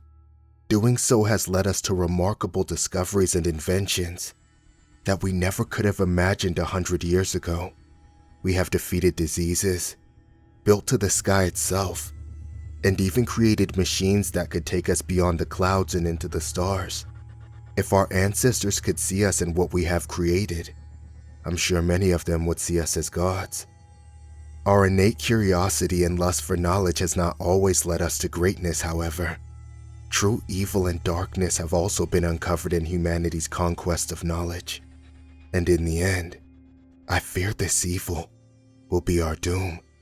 I do not say this from the standpoint of a great philosopher who has sat and simply pondered things either. No, I say this because I have seen it, experienced it. I was part of it. The event I am about to relate to you is true in its entirety.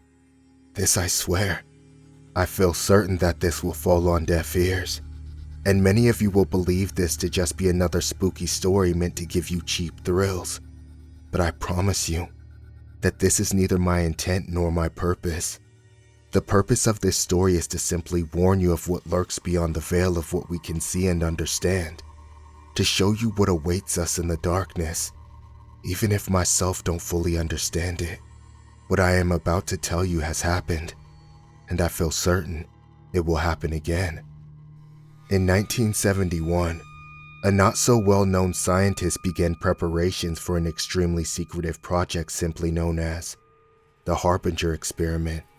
I would like to keep the identity of the scientist a secret for my personal reasons, so throughout this recounting, I will refer to him as Zimmerman.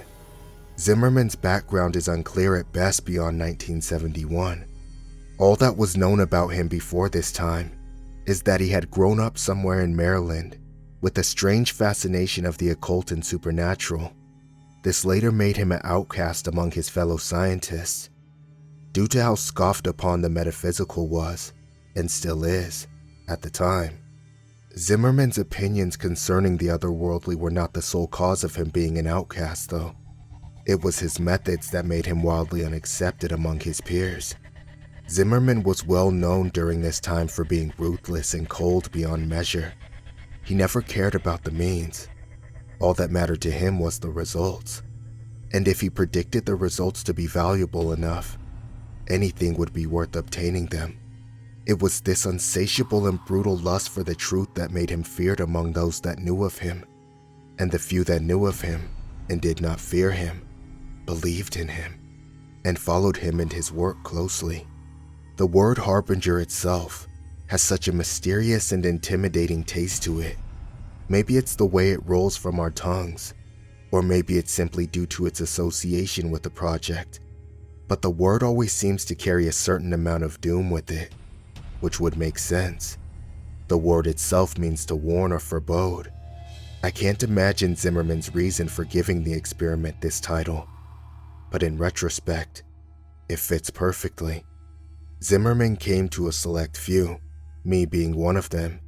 He told us he was working on something big, and that he needed people who could keep confidentiality and not spread idle gossip of his work.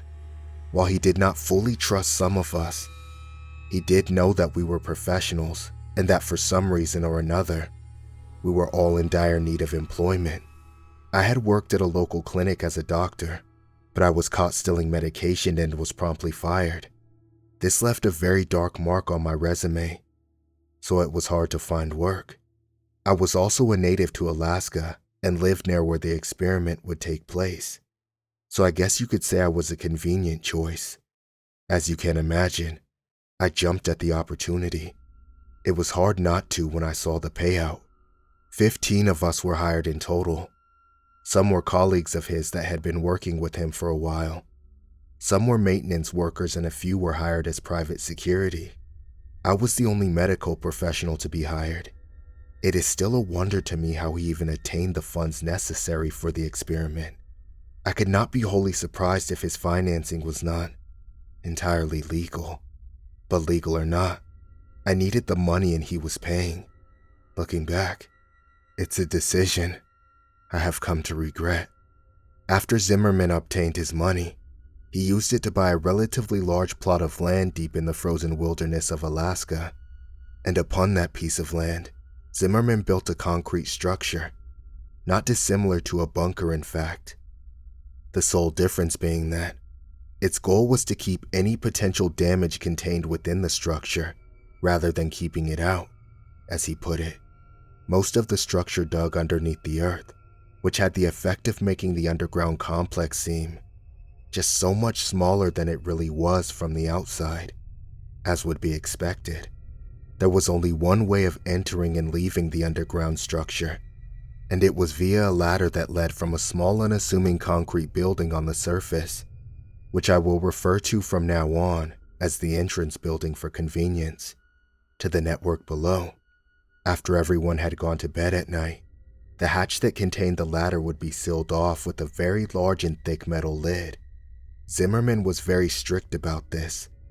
Located not too far away from the entrance building was a series of wooden cabins that would serve as the sleeping quarters for the staff Zimmerman had hired. Compared to the entrance building standing on the surface, the underground system was massive. At the center of the complex was the control room. This is where all the facility's electronics and such were linked to. This included security cameras and light and door controls. Consoles, monitors, and computers lined the walls of this large central chamber. This is also where the ladder in the entrance building connected to in the underground complex. Connected to the control room were 3 doors.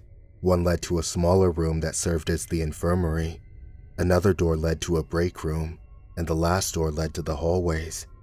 The hallways are where the complex began to feel extremely eerie. They were for some reason laid out in an extremely confusing scheme that led in circles and to complete dead ends. These hallways made up a vast majority of the complex, and it would be very easy to get lost in the maze if you were unfamiliar with it. But if you knew where you were going, you would find yourself standing before one of 3 8-by-8-foot rooms before long. Each room had a camera hooked to one of the corners of the room, and all 3 of those cameras were connected to a corresponding monitor in the control room. Cameras were also scattered throughout the hallways, so that whoever was watching their corresponding monitor could see anywhere they wanted to, when they wanted to. Thick metal doors stood at the entrance to each of the 3 8-by-8-foot rooms, and in order to open them, you would have to enter a 4-digit code into the panel located near the door. I remember when I first arrived at the complex, how badly the hallways frightened me. I have always been claustrophobic, you see, and those hallways were so very narrow. The noise, or more accurately, the lack of noise, was also a tremendous source of fear for me in those bleak, narrow hallways. It was always so unnaturally silent, as if the entire world had stopped moving. It really made you feel like you were trapped down there.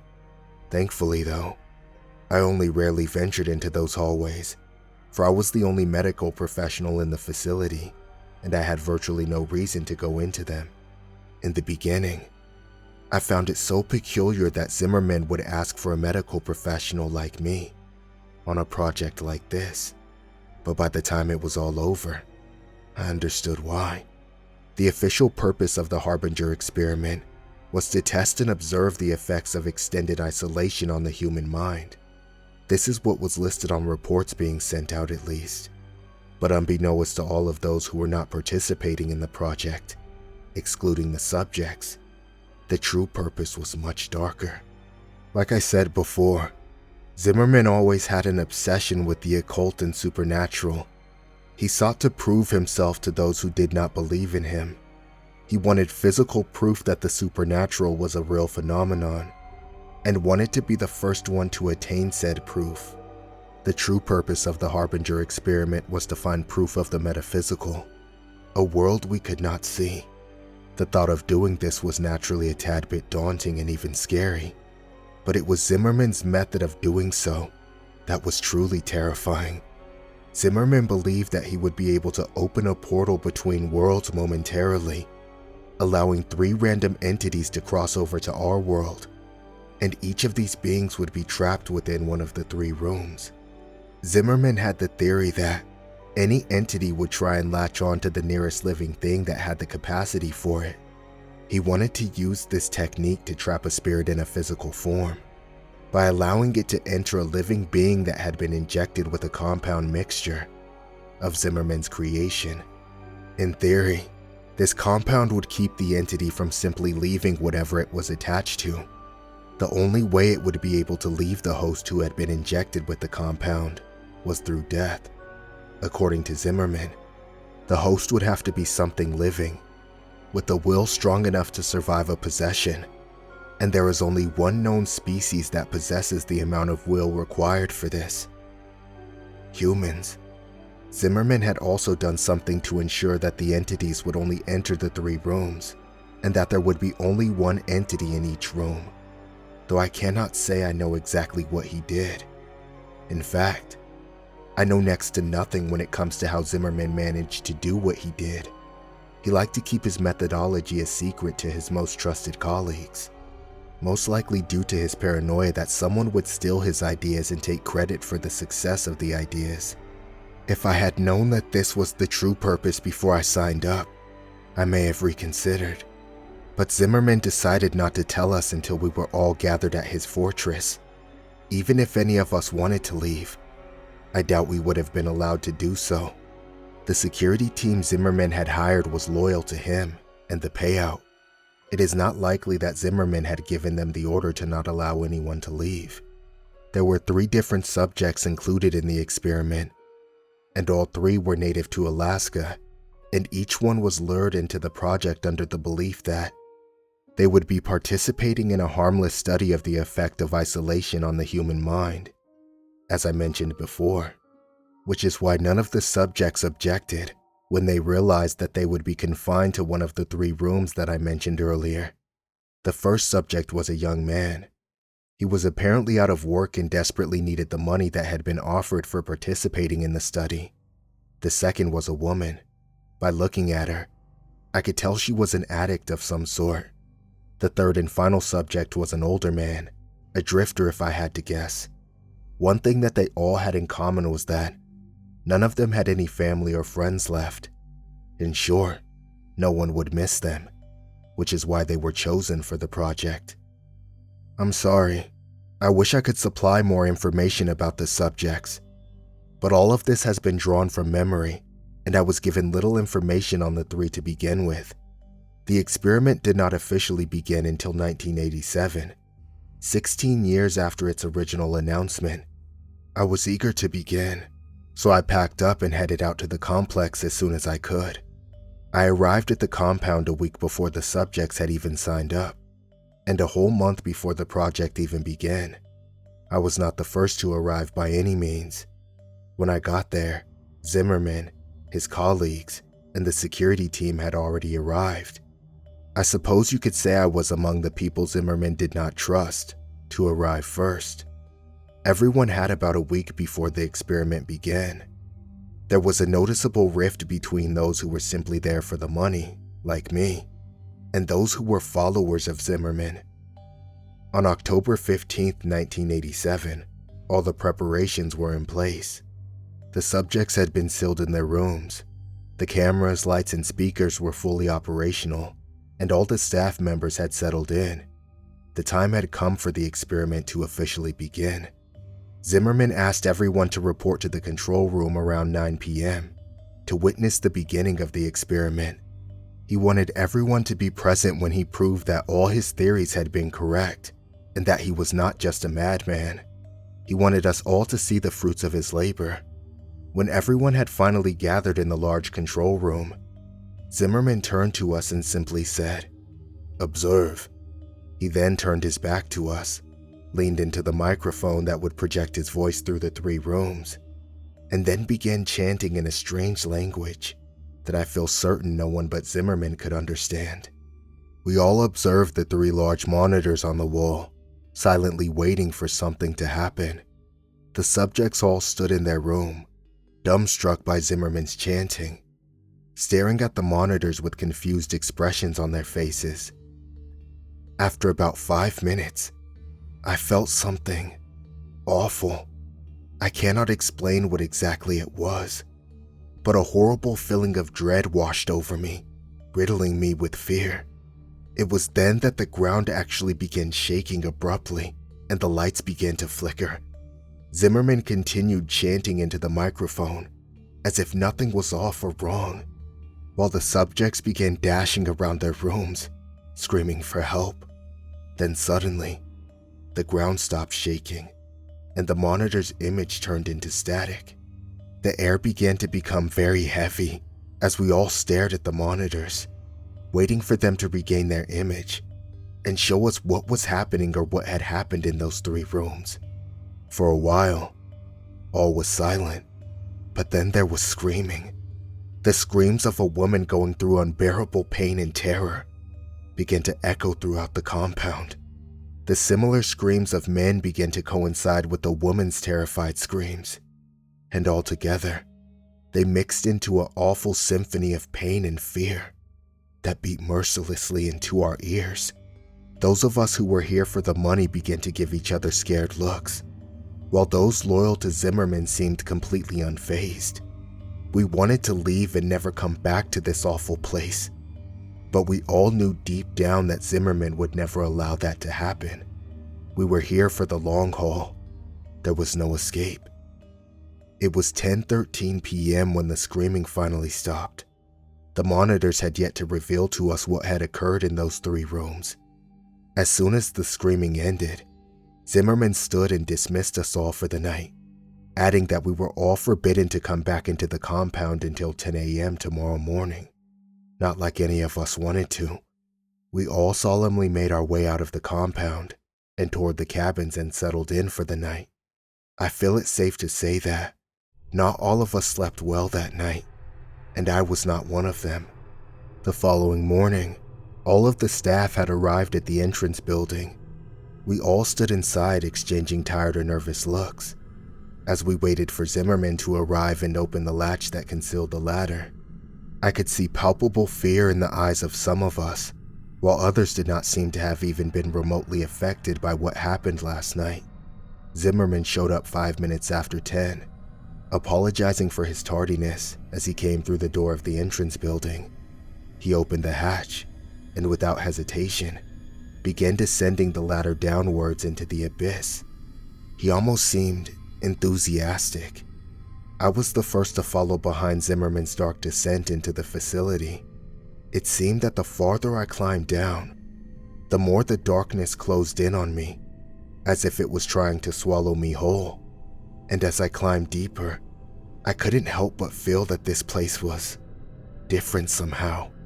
While before, there was only unsettling concrete hallways and rooms, now there was something else. Something made the eeriness feel so real and personified. I feel like a horrible and gruesome scene awaited us down there. But I continued climbing downward, despite my fear and hesitation. This was no longer just a spooky bunker. There was darkness and malevolence in the air. A true evil now lived here, and I could feel it. We all could. I finally felt my foot touch ground, and let out a silent sigh of relief to be on solid ground. Almost as if on cue, the light bulbs came alive, dousing the room in their warm and welcome light. Zimmerman must have turned on the power, I thought. I allowed myself to take a couple of seconds to examine the control room. It was exactly as we had left it last night, for which I gave a silent thank you and prayer. It was almost as if nothing unusual had ever happened. I shook myself from my thoughts as I remembered the static-filled monitors from the night before. I let my eyes slowly make their way towards the monitors on the wall, anticipating the grim and fearful scenes that would be on them. My attention was first grabbed by monitor 1 and 3, which were still pure static. It would have been a small relief, but then the motionless image on monitor 2 caught my eye. Room 2 was entirely still, and everything seemed entirely untouched. I couldn't help but gasp as I noticed the only thing that was different. The woman lay in the center of the small concrete room. An expression of fear and terror was frozen into her gaunt face as she lay silently and lifeless on her back. Zimmerman's expression turned angry when he saw this. He ordered that the second monitor be turned off, and it was. We didn't ask why. It's not like any of us wanted to see the dreadful scene any longer. He also ordered that, if the images in monitors 1 and 3 did not return within the next 2 hours, the security team would be sent in to investigate the rooms. The security team nodded at hearing this. They made it seem as if they had no fear, but I could see it in their eyes. The subtle loud tick-tock of the clock was the only sound that echoed through the control room while I stared at the monitors. An hour and 50 minutes had gone by, and static was still all that occupied monitors 1 and 3. All of the other staff members were working except for me. This was due to the fact that the project had been completely injury-free thus far, so I essentially had nothing to do but wait for someone to hurt themselves. Zimmerman, a couple of his colleagues, and I were the only ones that occupied the room. They quietly chatted amongst each other on the other side of the room, while I spent my time reading and pondering the situation I currently found myself in. I had clearly made a mistake coming here. The corpse lying in room 2 was evidence enough of this, and God only knows what waited us in rooms 1 and 3. My thoughts were soon interrupted as monitor 3's image returned. The clear image now displayed on the screen made everyone's eyes noticeably widen. What was displayed on the monitor was horrifying. A humanoid thing stood in the center of the room, staring directly at the camera, unmoving. It was wearing the jumpsuit that Subject 3 had been issued. But this clearly was not the same man that had entered the room. What caught my attention first was its eyes. They were solid black and twice the size of normal human eyes. They seemed so endless and so cold. Its head had also grown with the eyes in such a symmetrical and unsettling manner. The being had also shed all the hair it once had, and even from the monitor, I could see how unnaturally smooth and clear its skin was. It had also seemingly grown in height and stature, which could be seen in the fact that the jumpsuit was now obviously too small for its wearer. Its limbs had grown especially long. Its arms hung almost as low as the creature's knees. What we were looking at now was in no way the same man we had sent inside. Fear was all I felt as I continued to stare into the monitor at the thing in the room, and my fear seemed to be shared by those around me, which made me feel kind of good. It may sound awful, but it was a bit satisfying to see that Zimmerman and his colleagues could feel fear too. But at the same time, it was worrying, because this showed that this was not part of Zimmerman's plan. Something had gone wrong. We all stared into the monitor at the thing despite our fear. It was almost as if we were in a trance. My already present fear began to grow and spread rapidly through my body as I became lost in the creature's eyes, trapped in its terrifying hypnotic gaze. After what felt like forever, I managed to break eye contact with the creature and divert my attention from the monitor. And when I did so, I felt my fear levels drop considerably. After a short while, Zimmerman ordered his security team to make their way to Subject 1's door, just as he said he would. The security team left without question, armed with only batons and pistols. I focused my attention on watching the men progress through the hallways towards Subject 1's room via the cameras. Even through the not-so-high-quality cameras, it wasn't hard to tell that these men were afraid of what awaited them. Their heads were downcast as they walked. They did not possess the same confidence within them that they did when this project began. They looked like scared boys being sent off into a terrible war. Eventually, they made it to the door. We had perfect vision of them in the door via the hallway camera.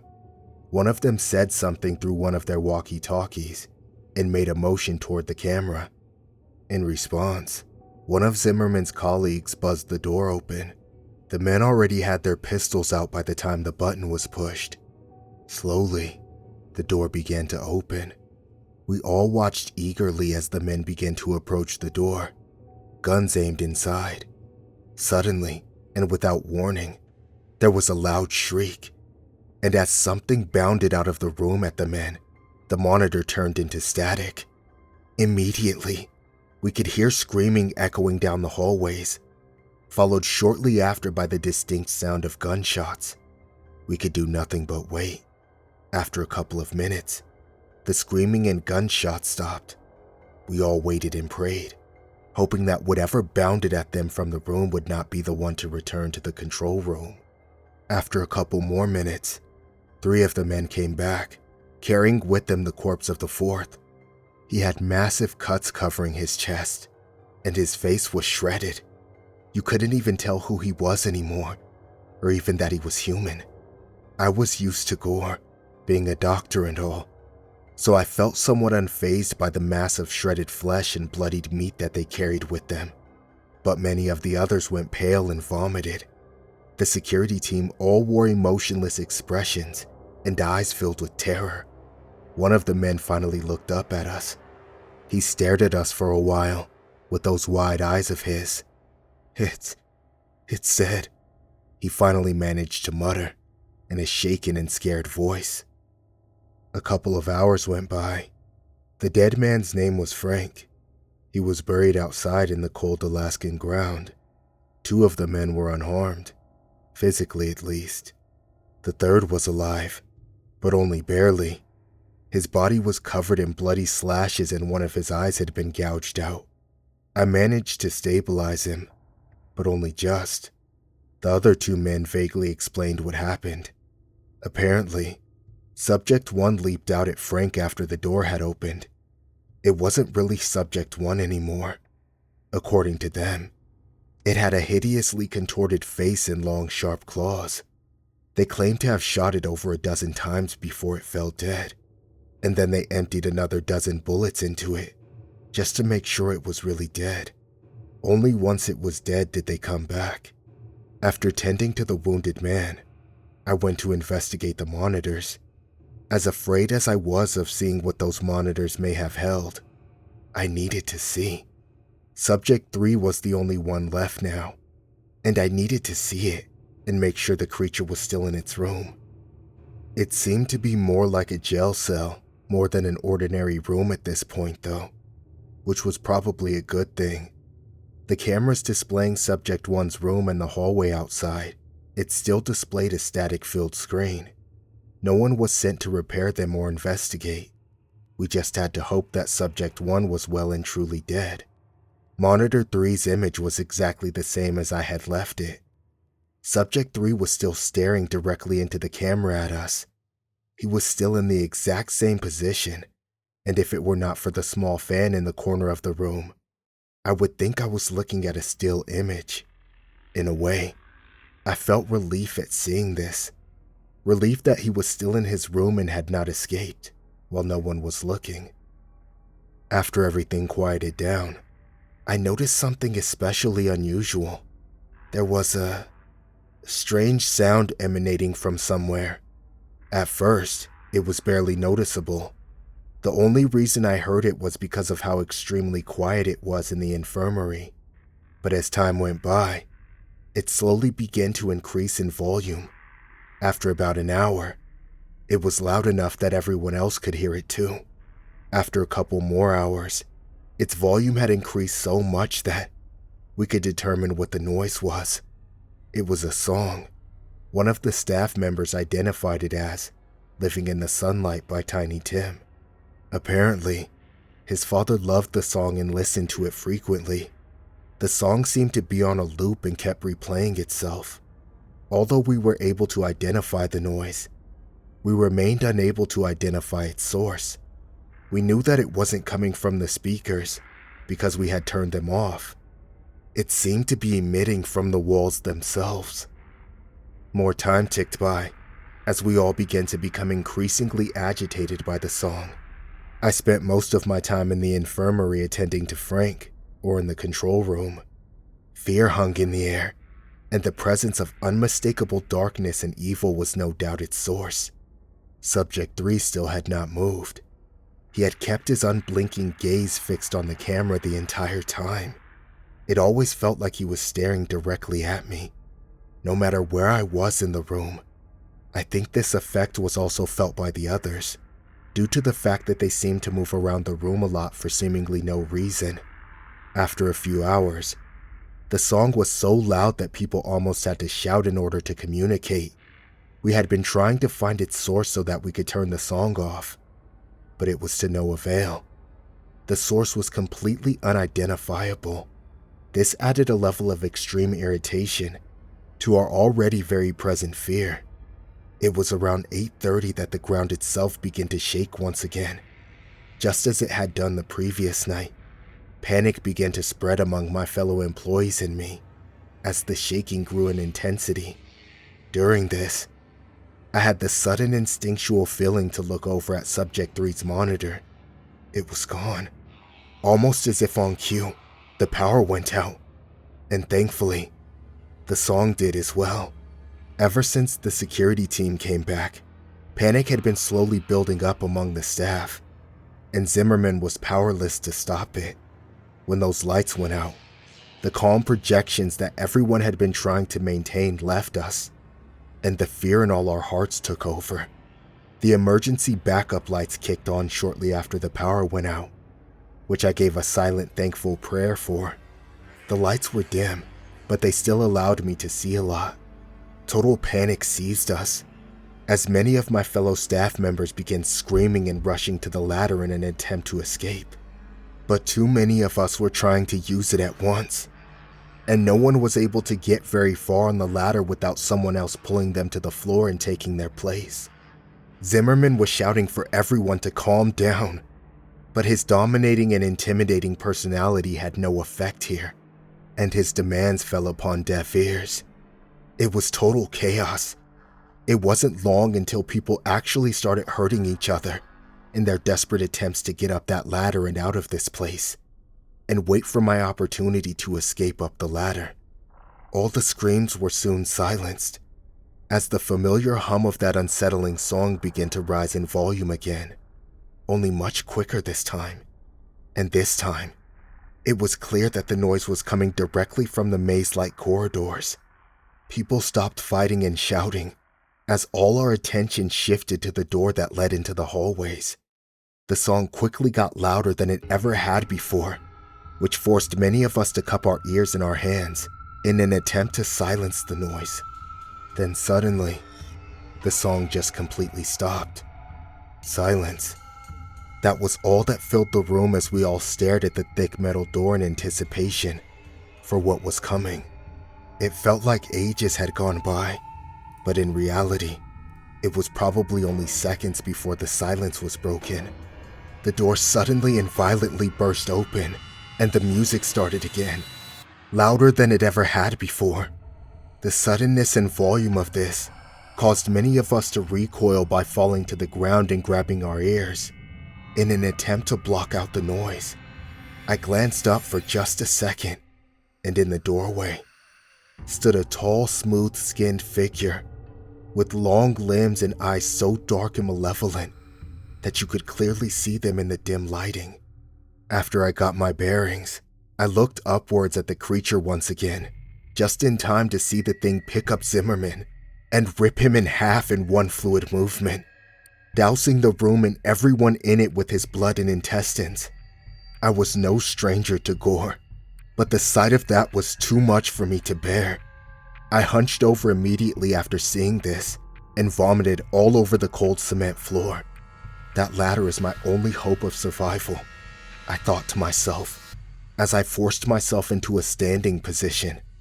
And as my eyes rose along with the rest of me, I could see the thing ripping and tearing through the people as they scattered in an attempt to escape it. It was distracted, and as awful as it sounds, this was my only chance to get up that ladder. I forced my legs to move towards the ladder, trying to block out the terrified screams of my fellow staff members and the unbearably loud music.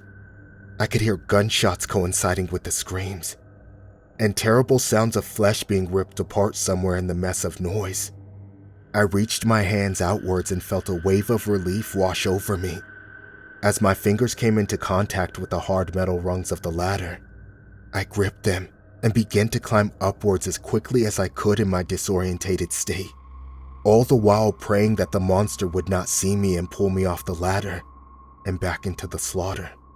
It felt like at any moment I would feel one of its smooth hands wrap around my ankles and pull me to my death. But I eventually made it to the top. There was no question in my mind. I had to close the hatch and seal that thing down there, even if it meant certain death for my colleagues. I could not allow that thing to escape.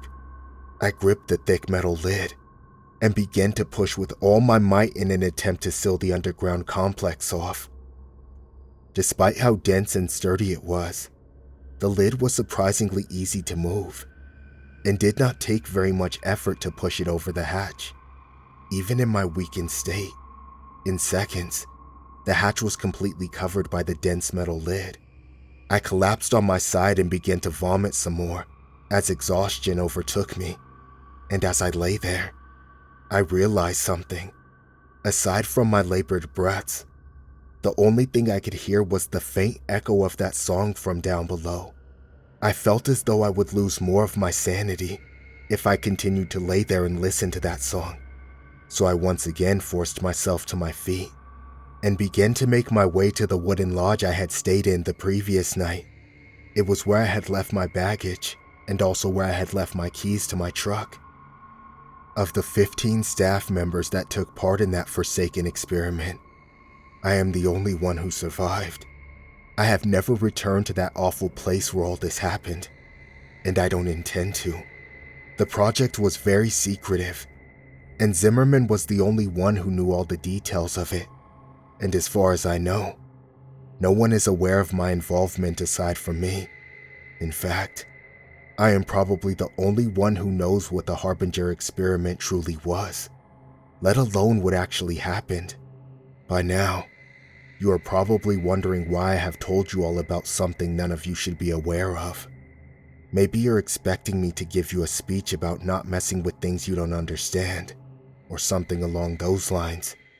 I hope not, for I have no speech to give or a lesson to impart. I began hearing a noise earlier today. Almost immediately, I recognized the noise as a very haunting and familiar song. I didn't even try to trace it to its source. I knew it would be pointless. And as the day has progressed, the song has increased in volume. It's loud enough now that I can very clearly make out the lyrics. I am completely unable to escape Tiny Tim's voice. It has followed me everywhere I have gone. Subject 3 is coming for me, and I know my time left in this world is extremely limited now. I guess you could say that I just wanted to tell the tale of the Harbinger experiment before it was lost forever. I hope that you will take some lesson from what I have recounted to you, but I think we both know you won't. Let's be honest. You don't believe a word that I've told you, and I don't blame you. I wouldn't believe me if I were you. To you, this is nothing more than something you get cheap thrills from. You were probably mindlessly surfing the internet when you clicked a link and found yourself here, wherever you may be, listening to this story. And to be honest, I don't care if you believe me or not. Even if you do, it probably won't stop you from trying to uncover the truth of a darkness that few of us have ever seen. It certainly never stopped Zimmerman. If you want a lesson, look at what happened to him when he went seeking the truth. I pray that none of you ever have to see the evil I have seen. I hope you all get to live in the ignorance of what lies beyond the veil of what we can understand. It's here now. I can feel its black eyes burning into me, just as I could all those years ago. I am as much to blame as Zimmerman is for the monstrosity that is now free to roam the world, even if I was not the one to create it. I'm so sorry. Please, forgive me.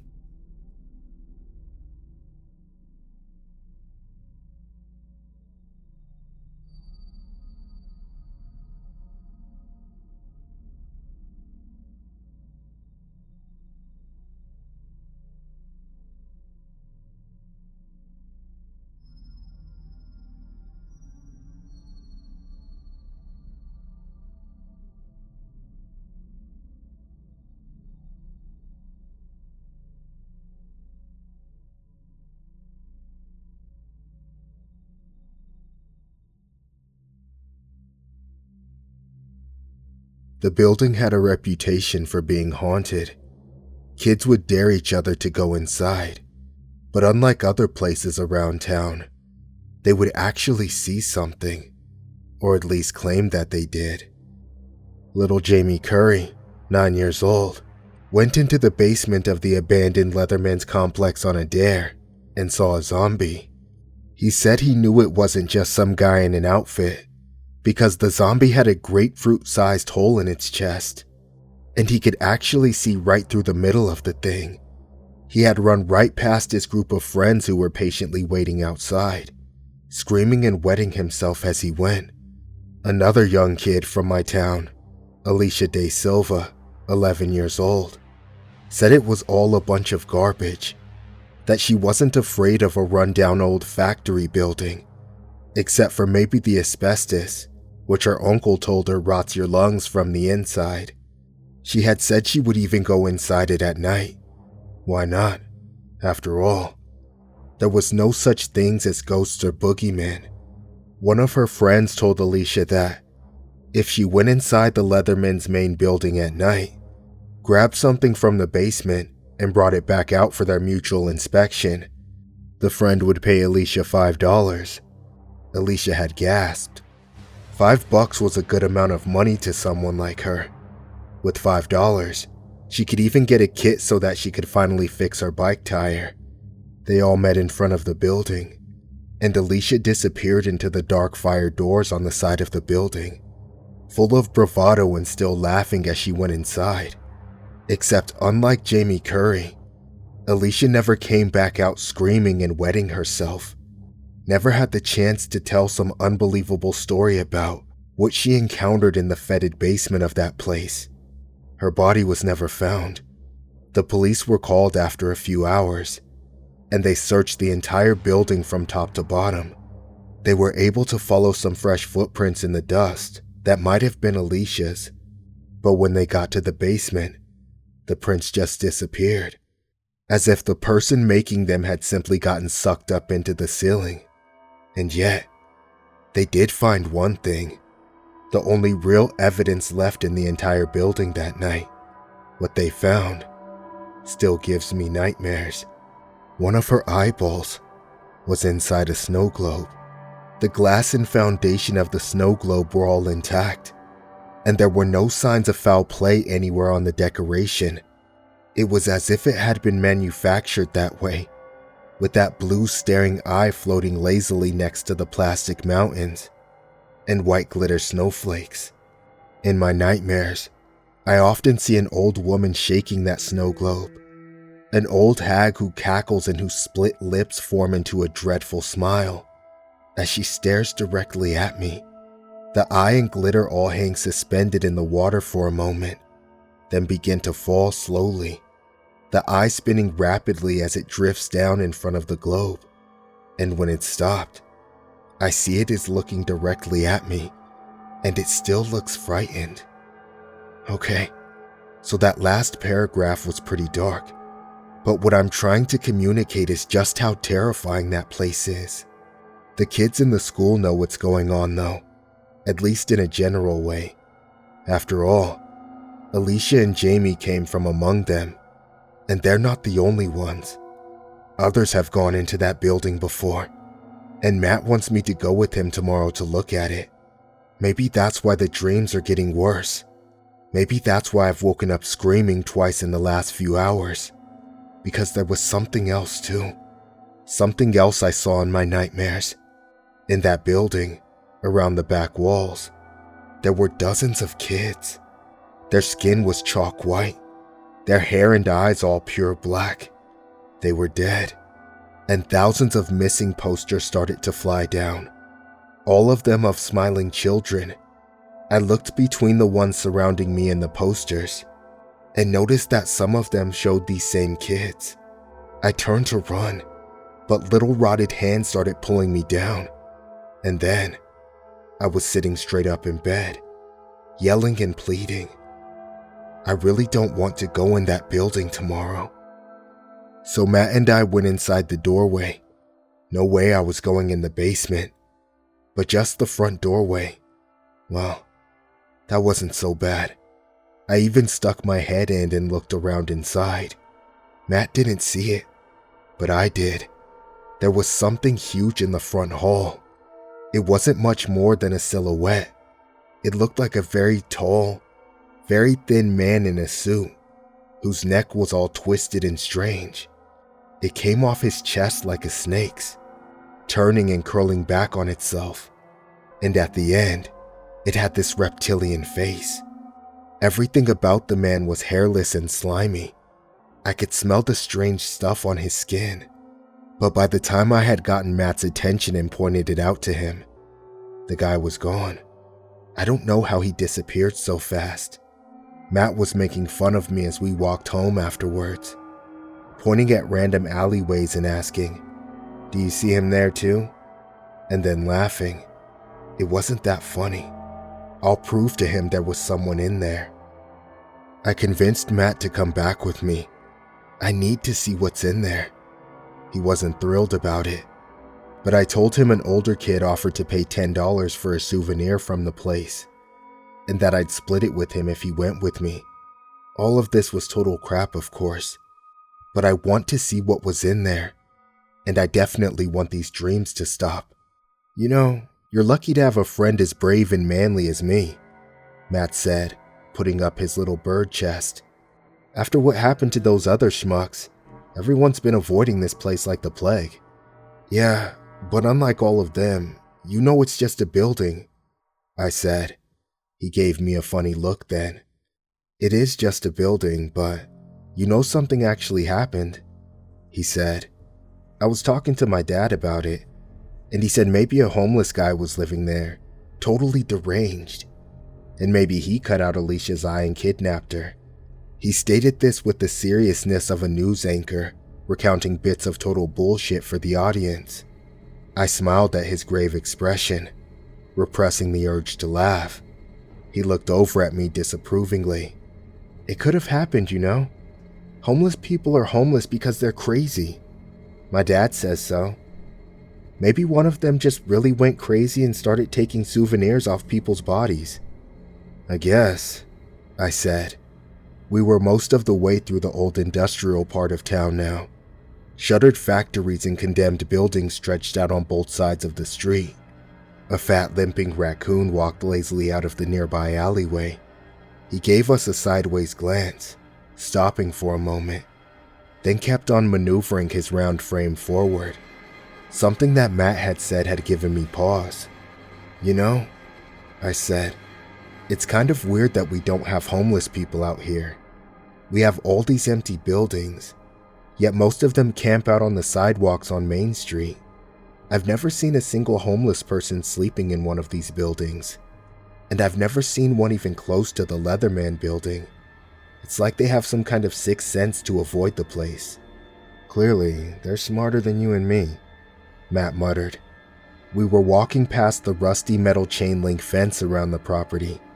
He looked pale and his eyes were wide. "Are you sure you want to do this?" Right then, my instinct screamed at me to run. "Yes," I said simply, walking in first, taking the flashlight out of my pocket. "I need to know for sure. Either way, I'd like evidence. Either it is my imagination, or something supernatural actually exists in this building." An old musty smell permeated the huge hallway. I looked up and down it, wondering what was missing. Then I realized it had no graffiti. It had been the only abandoned building I'd ever been in without tons of graffiti scrawled on the inside. In some places, the walls had begun to buckle, and whole sections were crumbling and coming down. Farther ahead, the ceiling had collapsed inward, blocking half the main hallway off. Downstairs, lights started turning on, and the entire building started to come to life. I looked at Matt, who was looking dazed. "Bro, what the hell is that?" he asked. I had no idea. "Someone's in here with us," I said. "Let's go check it out." He looked at me like I was insane. "Are you mad? What if it's cops? What if it's tweakers pulling out all the metal? We'll be quiet and just peek around the corner," I said. "I think we're meant to see this. Don't you want to know what's going on here?" He scowled. "I'd much rather go home alive," he said, but he followed me reluctantly. There was a rhythmic hum coming from the floors now, as if machinery were coming to life. A sign, dirty and covered in spider webs, pointed to a staircase on the right. I looked down it. seeing bright light flood into the stairwell corridor. Despite the fact that there was no electricity running to this building, we started down the staircase to the basement level. There was the smell of ozone in the air, a cyclical rhythmic humming that popped and buzzed. I took a deep breath, wondering what I could see down there. Then I poked my head around the corner. There were conveyor belts stretching against the basement, their legs embedded into the cracked concrete floors. Beams and pillars ran up the floor to the ceiling every 10 feet or so, and it looked like there were countless workers just sitting on each side of the conveyor belts, sitting in crooked wooden chairs with splintering legs and backs. But it was the workers who caught my attention most of all. They looked strange. "Does something look off to you?" I whispered to Matt, who had been standing behind me only moments earlier, but I got no reply. I figured he was too engrossed in the bizarre nature of what we were seeing to respond. The workers, if that's what they were, looked blurred, as if in an overexposed picture with a long shutter speed. Their skin appeared to writhe and crackle. Some of their heads constantly turned from side to side, and their limbs, all of them appeared to be missing limbs. I saw pale white bodies without arms, without legs, even without heads. But they all still continued working in unison, moving in that jerky, blurred way. "Jesus, Matt, do you see?" I asked suddenly, my eyes widening. "Do you see what they're doing?" I looked forward in horror as I saw human bodies rolled down the conveyor belts. The people were still alive. They were naked, many of them crying and covered in blood. As they passed by the workers, the blurred hands quickly took pieces of their skin off. Glistening sheets of it were raised by other workers, walking along between the lines, and they would give an admiring look at the large pieces of skin, smiling eerily as their heads writhed from side to side and blurred in my vision. And I saw one of the kids from my dream, the kids from the missing persons posters, all in the corner.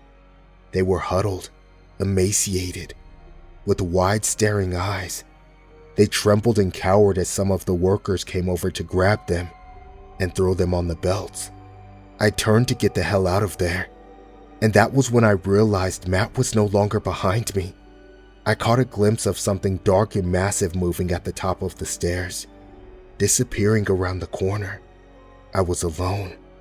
I know I should have stayed and looked for Matt, but instead, I ran. I got out of that place and went home and hid under my blankets. I thought 13 was old enough to deal with this, but it has gone way beyond what I thought. Matt's parents are calling. My parents stand at the bottom of the stairs, my mother holding the landline in her thin hand, my father looking disturbed. They tell me that Matt is missing, that he never came home last night. What should I tell them? Certainly not the truth. If I started talking about the things in that building, I would be forced into a psych ward before the week was up. The police stopped by and asked me a few questions. I told them all straight up lies. "No, sir, I haven't seen him, and I have no idea what happened to him." But what else could I say? That he was taken by something from a nightmare? I have to go back. I have to try to rescue Matt. I shouldn't have ran like I did, but seeing those things cutting people up like that, it scared the shit out of me. Tonight, once my parents go to sleep, I'm going to sneak out, and everyone will think I'm a hero if I bring him back. If I don't, I'll probably end up as just another stupid missing kid who ended up way over his head. I went back. I made it out, but I think they're coming for me. There was something in the basement. All of the conveyor belts were gone. The lights were off. The rhythmic hum had disappeared. It was as if the other night was all a hallucination. Except for, of course, Matt is still missing. His parents are freaking out, and I can't even tell them that I know what happened to him. Kinda. Going into that building alone was terrifying. My legs felt like wood. and I kept glancing behind me every second, as if I were hearing imaginary pursuers. But I walked through to the staircase, and I saw nothing. I went down to the basement, peeking my head around the corner. It was mostly just an empty basement. Some old broken furniture and old boxes stacked in a corner. I shone my light all over and saw no one. But there was a light coming from the far corner. A faint, glowing orange light. A feeling of dread came over me. I crept slowly forward, trying to find the source of that light. A faint smell of smoke and roasting meat seemed to creep through the air. Off past the line of boxes, I saw what looked like a small crater on the floor. There was a hole there with glowing fire underneath. Cracks spiderwebbed out from it in all directions for a few feet. More curious than afraid now, I peered forward and looked down. Beneath the abandoned building, there was another world. It had fire licking the walls and ground, and in the middle of this inferno, I saw Matt. His face was a map of blackish purple bruises. His head was cocked at an unnatural angle, and I saw blood pouring out of his ears and nose. He looked up at me, and the bones in his neck grated together. I saw his spine was broken, and his entire throat was crushed inwards. "Help me," he croaked. "You brought me up here. Now help me. You can't leave me. They'll come for you next." All around him, I saw hands reaching up, the pale, jerky hands of those strange creatures. They grabbed Matt and dragged him back down into the fire. I saw other horrific creatures in the flames, some laughing and insane, others shrieking in agony. Large black insectile silhouettes moved through the smoke and flames, and then, like one, they started coming up towards the hole, coming up to the building where they would be free. I ran then, and I never went back. I now know that Matt is dead. I can't sleep. Every time I look out the window, I see shapes in the front yard, blurred humanoids with missing limbs, hiding in the bushes and trees, and constantly inching closer.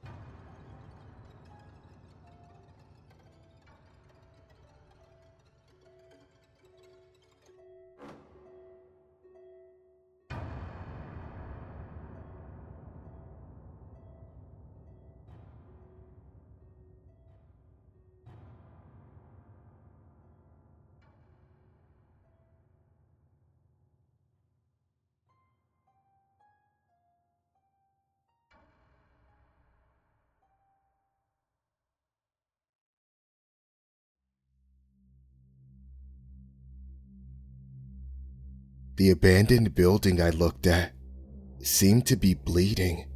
Looking down the street, I saw a few more stone structures, and they too had red fluid dripping down their dark granite.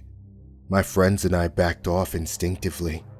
"Maybe it's just some type of sap," Amy said, running her fingers through her hair like she usually did when she was anxious. But then, the wailing started, and we all looked at each other. I saw the same paleness and uncertainty on all their faces that I felt inside my stomach. "What's that? A fisher cat? A fox?" James asked to my right, speaking quickly, his voice quivering. He was always the natural leader of our little expeditions, the one who did the research into the abandoned sites or caves, and encouraged everyone else to come along. But right now, he didn't look like much of a leader. His eyes were wide, his skin was pale, and he was quickly looking around to the right and left. I knew how he felt. "That's no fox," I said, feeling around in my pocket for my knife. The wailing seemed to come from all around us. It sounded like a woman being burned alive. The fourth member of our group, Sarah, was the only one who seemed to not be in a state of mortal terror. She calmly looked at the blood dripping down the buildings, walked up to it, and sticking her fingers into it, then smelling it. I thought for a moment she would taste it. Thankfully, she didn't. She wiped the blood off and turned to us. "Yeah, that is blood," she said. "I think we need to get out of here." Her calmness seemed to bring the group back together for a moment, and we all looked at each other. I took out my knife. I looked over at the old church at the beginning of town and saw with horror that it was absolutely covered in blood now. Every floorboard and wall and beam on it sweated the dripping red fluid. It looked like a shimmering flowing maze of dark crimson. It soaked the dirt and the grass growing around it, dripping down from every surface. "If any of you have weapons," I said, "it may be a good idea to take them out now. We don't know what is around us, but it's better safe than sorry." Sarah nodded in agreement, pulling out a keychain with mace on it. James had a box cutter, and Amy had absolutely nothing. But she went to the side of the dirt road and picked up a big stick. We all started walking back to the car in a tightly clustered circle. The hike would take at least 45 minutes, even if we hurried and didn't get lost. We had to follow the red trail until it intersected with the green trail. The green trail would lead directly back to the dirt parking lot where we had parked. I would be ecstatic to see those little green markers. The wailing never stopped, but seemed instead to follow us. Silvery eyes looked out at us from the mist, but whenever I turned my head to look directly at them, they were gone. They moved so quickly. I wondered whether maybe I was just hallucinating them. James was at the back of our little circle, and I was at the front. I heard a quick commotion from behind me, but by the time we all turned to look, he was gone. It couldn't have taken more than a fraction of a second for us to look back. The thick fog on both sides of us obscured sight. We heard a deep, terrified, low scream, but it was cut off by the middle with a horrible gurgling, choking noise. And then, we were plunged into silence. The wailing had stopped. "James? James!" I yelled, trying to discern where the scream had come from. There was no reply. Throughout history, there have been countless unsolved disappearances of towns or groups of people. The Mayan city of Tikal, the English colony of Roanoke, the entire Roman Ninth Legion, the Eskimo village of Anjikuni Lake, and many others. One of the most bizarre and least well-known occurred near where I grew up. Sources from a few centuries ago told of a bustling community of loggers and fur trappers who had a small hamlet deep in the forest they called North Windshire. It consisted of mainly one dirt road with buildings on each side of it, but it had a church, a tavern, a blacksmith, a barber surgeon, and a few other functioning establishments. The people who lived there were, by all accounts, peaceful and hard-working. The fact that all of them disappeared one night without a sign of struggle confounded locals, and to this day, no one has ever discovered any conclusive evidence as to what happened to the townspeople. Explanations ranged from a sudden epidemic to hostile Native American tribes. A few of my friends and I went out urban exploring and cave exploring, and we knew we needed to see this place. James had brought it up, texting everyone about it, and then Amy went to the local library and found anything and everything she could about North Windshire. By the next day at 4 p.m., 4 of us were driving out there. The thick fog of early spring covered the endless forest. We nearly missed the single dirt road leading off to North Windshire, but luckily, Sarah's eagle eye saw the faded marker as we drove past. It got dark around 5:30, but since the hike was only estimated to take 30 minutes each way, I figured we had plenty of time. The walk into North Windshire was beautiful and peaceful. We complained about our jobs, discussed other abandoned sites and caves we might explore, griped about politics, and drank a couple of beers. By the time we reached the outer limits of the town, I was in a good mood, happy to be with friends and explore somewhere new.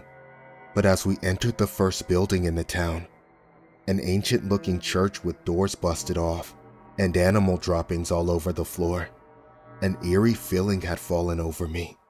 I could see it was affecting the rest of the group as well. No one wanted to be the first to speak about it, however. Not after we had driven an hour just to see this old ghost town. Yet, when I was inside the church, I could have sworn I saw silver eyes, looking in through the broken windows. There was a feeling of immense power in the church, a feeling of something ancient and inhuman watching us, and a slight smell of sulfur seemed to cover the entire town, mixing with the smell of fog and pine trees that pervaded the forest. "Where could he have gone?" Amy asked. She was in clear panic mode. Sarah and I tried to calm her down. "We need to get out of here so we can call for help," I said. Sarah shook her head. "We can't just leave James, and you know it," Sarah said, still maddeningly calm about the whole thing. "We have to go look for him. What if it was you? Would you want us to hike out of here and call the police? It could take a few hours before they get here and start searching. And if he's in danger?" I sighed. She was right. I didn't want to mention that choking sound that had cut off his screaming, however. It sounded like something was ripping his throat out. And if that was the case, there was nothing we could do by searching. Luckily, Amy brought it up and said, "It sounded like he was choking," Amy said, tears starting to roll down her cheeks. "What if he got attacked by a bear or a mountain lion? What if it ripped his throat out? What if by looking for him, we all get attacked too?" "Sarah's right, though I hate to admit it," I said. "Even if he did get attacked, he might still be alive. We might be able to help him."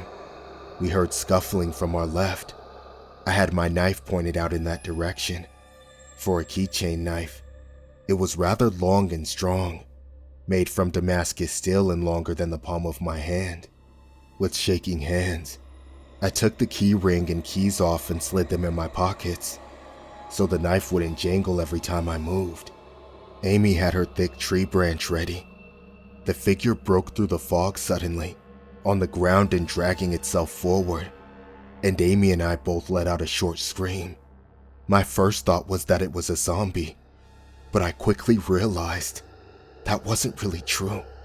It had a smell of sulfur, disintegration, and feces emanated from it, a smell that made me want to gag and cover my face, but I didn't dare put my hands up. Though it had no legs, it moved deceptively fast. It veered towards Amy, who was holding her branch like a baseball bat. She swung the huge thing as fast as she could, knocking the wood into the side of the creature's head with a massive crack. Its head whipped to the side, its open, drooling mouth biting off a piece of its own tongue in the commotion. The tip of its tongue, a dark brown rotten thing, fell off into the dirt, its cracked black teeth smashed together, pieces of them shattering. Yet within seconds, it had turned its head back towards us and started forward again. Amy quickly backpedaled as I ran forward, stabbing the knife through the side of its neck. With a strong grip, I pulled the knife handle back towards myself, opening up the creature's throat with a single motion. It opened its mouth in a silent scream, but no blood came out. Instead, white light began to seep out of it. It looked like a thin, shimmering mist, which at first dripped slowly out of the creature's wounds, and then began to run faster and faster. The light twisted back towards the abandoned town, forming a spiraling tunnel as it veered down the path. The strange creature had lost the glow of its eyes now. It just lay there on the ground, kneeling on its stumps. Its rotting, filmy eyes slowly started to close. It fell forwards, landing at Amy's feet. "Oh my God," Amy said slowly. What the fuck was that? I shrugged calmly, but inside, I was just as terrified as her. I could feel my hands trembling badly. I tried clasping them together, holding the knife between them, taking deep meditative breaths in an attempt to stop the trembling. After a few seconds, it seemed to recede slightly. I think whatever it is, it's connected with that church, Sarah said. She still seemed maddeningly calm about the situation. I wanted to shake her and ask her if she understood how close to death she was right now. And then she looked at me. You lead the way, Dean. I nodded. We need to get as far away from the church as we can, I think, I said. I started walking down the trail, and they followed close behind. I could practically feel Amy breathing down the back of my neck. We made good time on the trail. We each had flashlights on our phone. Even though we had no service, the presence of the phones and the bright LED lights they provided made me feel quite a bit better. It seemed to connect me back to the real world, a place of technology and 911 and science, rather than this trail of silver eyes and bleeding churches. But after hiking for 45 minutes, I knew there was a problem. The hike was only supposed to take 30 minutes each way. Going in, we hiked the green trail for about 10 minutes, which intersected with the red trail. We only had to hike about 20 minutes on the red trail to reach the town. We had stayed in the town longer than we should have, and it had gotten dark. But since the trails were clearly marked and we had lights on our phones, we hadn't been worried. Now, I was extremely worried. It would have been nearly impossible to miss the sign and the big marker on the intersection of the trails. Even at nighttime, I knew we hadn't passed it. It seemed impossible, and none of us wanted to break the silence. Eventually, however, I did. I turned around. We're lost, I said simply. Sarah and Amy shook their heads. Do you think we should turn back around? Amy asked, nervous. Her eyes flitted from me to Sarah rapidly. And do what? I asked. It just leads back to the church. We're trying to get... Sarah interrupted me, pointing suddenly. Guys, Sarah said. I turned around so fast I almost fell over. I saw where she was pointing with her cell phone light, and I wanted to start crying. It was the church. We had somehow done a full circle and came back to the abandoned ghost town. This was, of course, geographically impossible. The red trail did not circle back around. It continued in a relatively straight line to the east. And yet, here we were, back where we started in the pitch black night. Then the singing started. It reminded me of a church hymn, but it was eerie, off note, slowed. It was like a church hymn from a bad acid trip. And as I saw lines of silver eyes walking down the street, I realized where it was coming from. Quick, around back, I whispered, pointing to the church. We sprinted around the building, hiding behind it, though careful not to touch the exterior itself, which was still swam with blood. Sarah and I poked our heads out to watch, while Amy hyperventilated, hugging her branch to her chest, looking into the dark bushes suspiciously. We had all turned off our lights by this point, but the moon gave off a little light, enough to see vague silhouettes anyway. The smell of the creatures walking down this eerie abandoned street was overwhelming. The smell of the blood from the buildings, mixed in with the rotting sulfurous reek that now overpowered us. I saw many of them had pieces of their faces, arms, and legs missing, as if a leper colony were marching past us. But no blood ran from these wounds, and the light in their eyes seemed to come from within their bodies. They weren't simply reflecting the moonlight, but emanating some dead light from within themselves. It was disquieting. When I turned to look away, I realized Amy was gone. I shook Sarah quickly, who seemed to come out of a trance. Amy, I said, simply pointing. She turned, and her eyes went wide. Where the fuck is she? she said through gritted teeth. I tried squinting into the bushes, but it was too dark to see anything. I swore under my breath, "We're going to need the lights, Dean." I nodded, though a pit of dread formed in my stomach as she spoke the words. "If those things in the road see our lights." She turned her light on, covering most of it with her hand to try and make the beam smaller and less noticeable. Her mouth opened in a silent scream, and she nearly dropped the phone. I looked down, following her gaze. 10 feet into the bushes, we saw Amy. Her head was on backwards. Her neck snapped.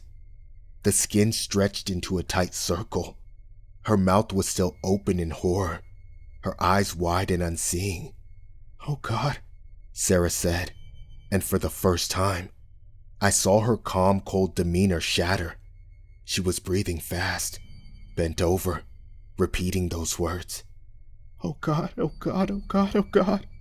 "It's okay," I said, taking her hand gently. I covered her light up with my palm, then turned on the screen and turned it off. "We're going to be okay. Don't fucking lie to me with that bullshit," she whispered angrily. "We are definitely not going to be okay. Do you see her? Look at what they did to her." "We can't give up hope," I said. "We need a plan." "Our plan should be to burn that fucking church down and kill all those bastards," she whispered. I nodded. "I like it," I said simply. "That is a great plan." I peeked back from around the corner, trying to see if the creatures with the glowing eyes had gone away, and to my horror, I saw one of them standing inches away, watching us and grinning from ear to ear. It showed off blackened teeth and squirming brown gums in its Cheshire cat grin. I involuntarily yelped and stumbled back, falling over a branch, dropping my knife and phone when I hit the ground. Behind that one stood dozens more, all smiling wide, watching Sarah and me with their dead glowing eyes. I began to fumble in a panic on the ground, looking for my knife and phone. I found my knife, but my phone was nowhere that I could see. For a moment, time seemed to stop, all of us frozen like statues. The creatures smiling with their insane expressions on their decomposing faces. Sarah flicked her mace to the firing position and began shooting it at the creatures' faces. At first, nothing happened. Then a bellow of rage began. Each of them that had been hit began to mutter. It didn't sound like words at first, but it grew louder and more angry with every passing second, until it turned into a shriek. All of their grinning mouths turned to open, furious screams. They began to run forwards. I was out of time. Grabbing my knife and leaving my phone, I got up, sprinting into the forest. Sarah wasn't so fast. By the time she had turned to flee, their dead, rotting hands had already grabbed her. Her screams of pain followed me out into the darkness, echoing and growing more animalistic. Then they were cut off, and I was alone. I ran in a straight line for a few minutes, cutting myself open on prickers and falling over branches and smashing my knees on tree trunks. I was battered, bloody and hurting. Eventually, I found a huge rock with a small opening underneath it. I crawled under it, hiding, thinking. Sarah's words came back to me. Our plan should be to burn that fucking church down. Hell, they were her last words, her dying wish. Eventually, I crawled back out. Feeling in my pockets, I found a lighter. I limped painfully back towards the abandoned town, back towards the church and all those murderous creatures who called it home. As I got close, I could hear those eerie hymns stretching out through the forest, distorting and echoing. I crawled to the back window, and what I saw there will give me nightmares for the rest of my life. They had the bodies of Amy, Sarah, and James crucified against the front wall. A figure in a black robe was cutting out pieces of their bodies and feeding them to the congregation. One by one, the creatures with the glowing eyes would go up to the front, where the robed figure would use a knife to rip off a piece of skin or muscle from the dead body and feed it to the open, rotting mouth of the kneeling creature. They all lined up, and soon, the bodies of my friends were skinned, the bones and organs showing as they mutilated each other and fed them to the crowd. I felt like throwing up. I backed away from the church quickly, trying to form a plan. I stumbled around, looking for a thick branch. I found the one Amy had been holding behind the church. Next to it, I saw Sarah's can of police mace. Grabbing both, I snuck back up to the front, and I shoved it through the handles of the church door as quietly as I could. I started a fire in the town, destroying the church first. The weather was dry, and it was fairly easy to get it started. I used dry leaves and twigs, piling them up in the corner of the building and lighting a few leaves to get them started. The fog was thicker than ever, and the darkness was starting to come in. I could only hope someone would still be able to find me. I let the fire spread, starting new ones at each of the buildings I passed. Hissing and whispering came from the shadows all around me. I used Amy's mace to stop one of the crawling, biting creatures, who had only one leg and was dragging himself around, leaving trails of blood behind him. As the flames grew higher, more creatures came out, and soon I had to abandon the town entirely, but they were following me closely. I sprinted down the trail, continuously looking back. Silver eyes glinted in the night. I was grabbed from the bushes and trees repeatedly, rotten hands shooting out to stop me from escaping. The hands were cold, and the skin felt loose on them. It was as if in the process of decay, the flesh had started to separate from the bone. When I ripped free from the last one, most of the skin came with it, revealing brown fetid muscle underneath, squirming with worms and insects. But looking back into the forest, I could see flames high in the sky now. I knew it would only be a matter of time. I sat on the trail, a knife in one hand and the can of mace in the other, and waited. Soon, I heard voices, human voices. They were coming from farther down the trail. Seconds later, I caught my first glimpses of firefighters in reflective suits. I started shouting and waving my hands, weak, dehydrated, and terrified. I was quickly ushered out of there. They brought me further down, and I realized the branch of trail that led back to civilization was here again. I nearly cried in relief when I saw those green markers along it. Finally, I had broken the loop. With help, I made my way to safety, the sole survivor of a trip to hell.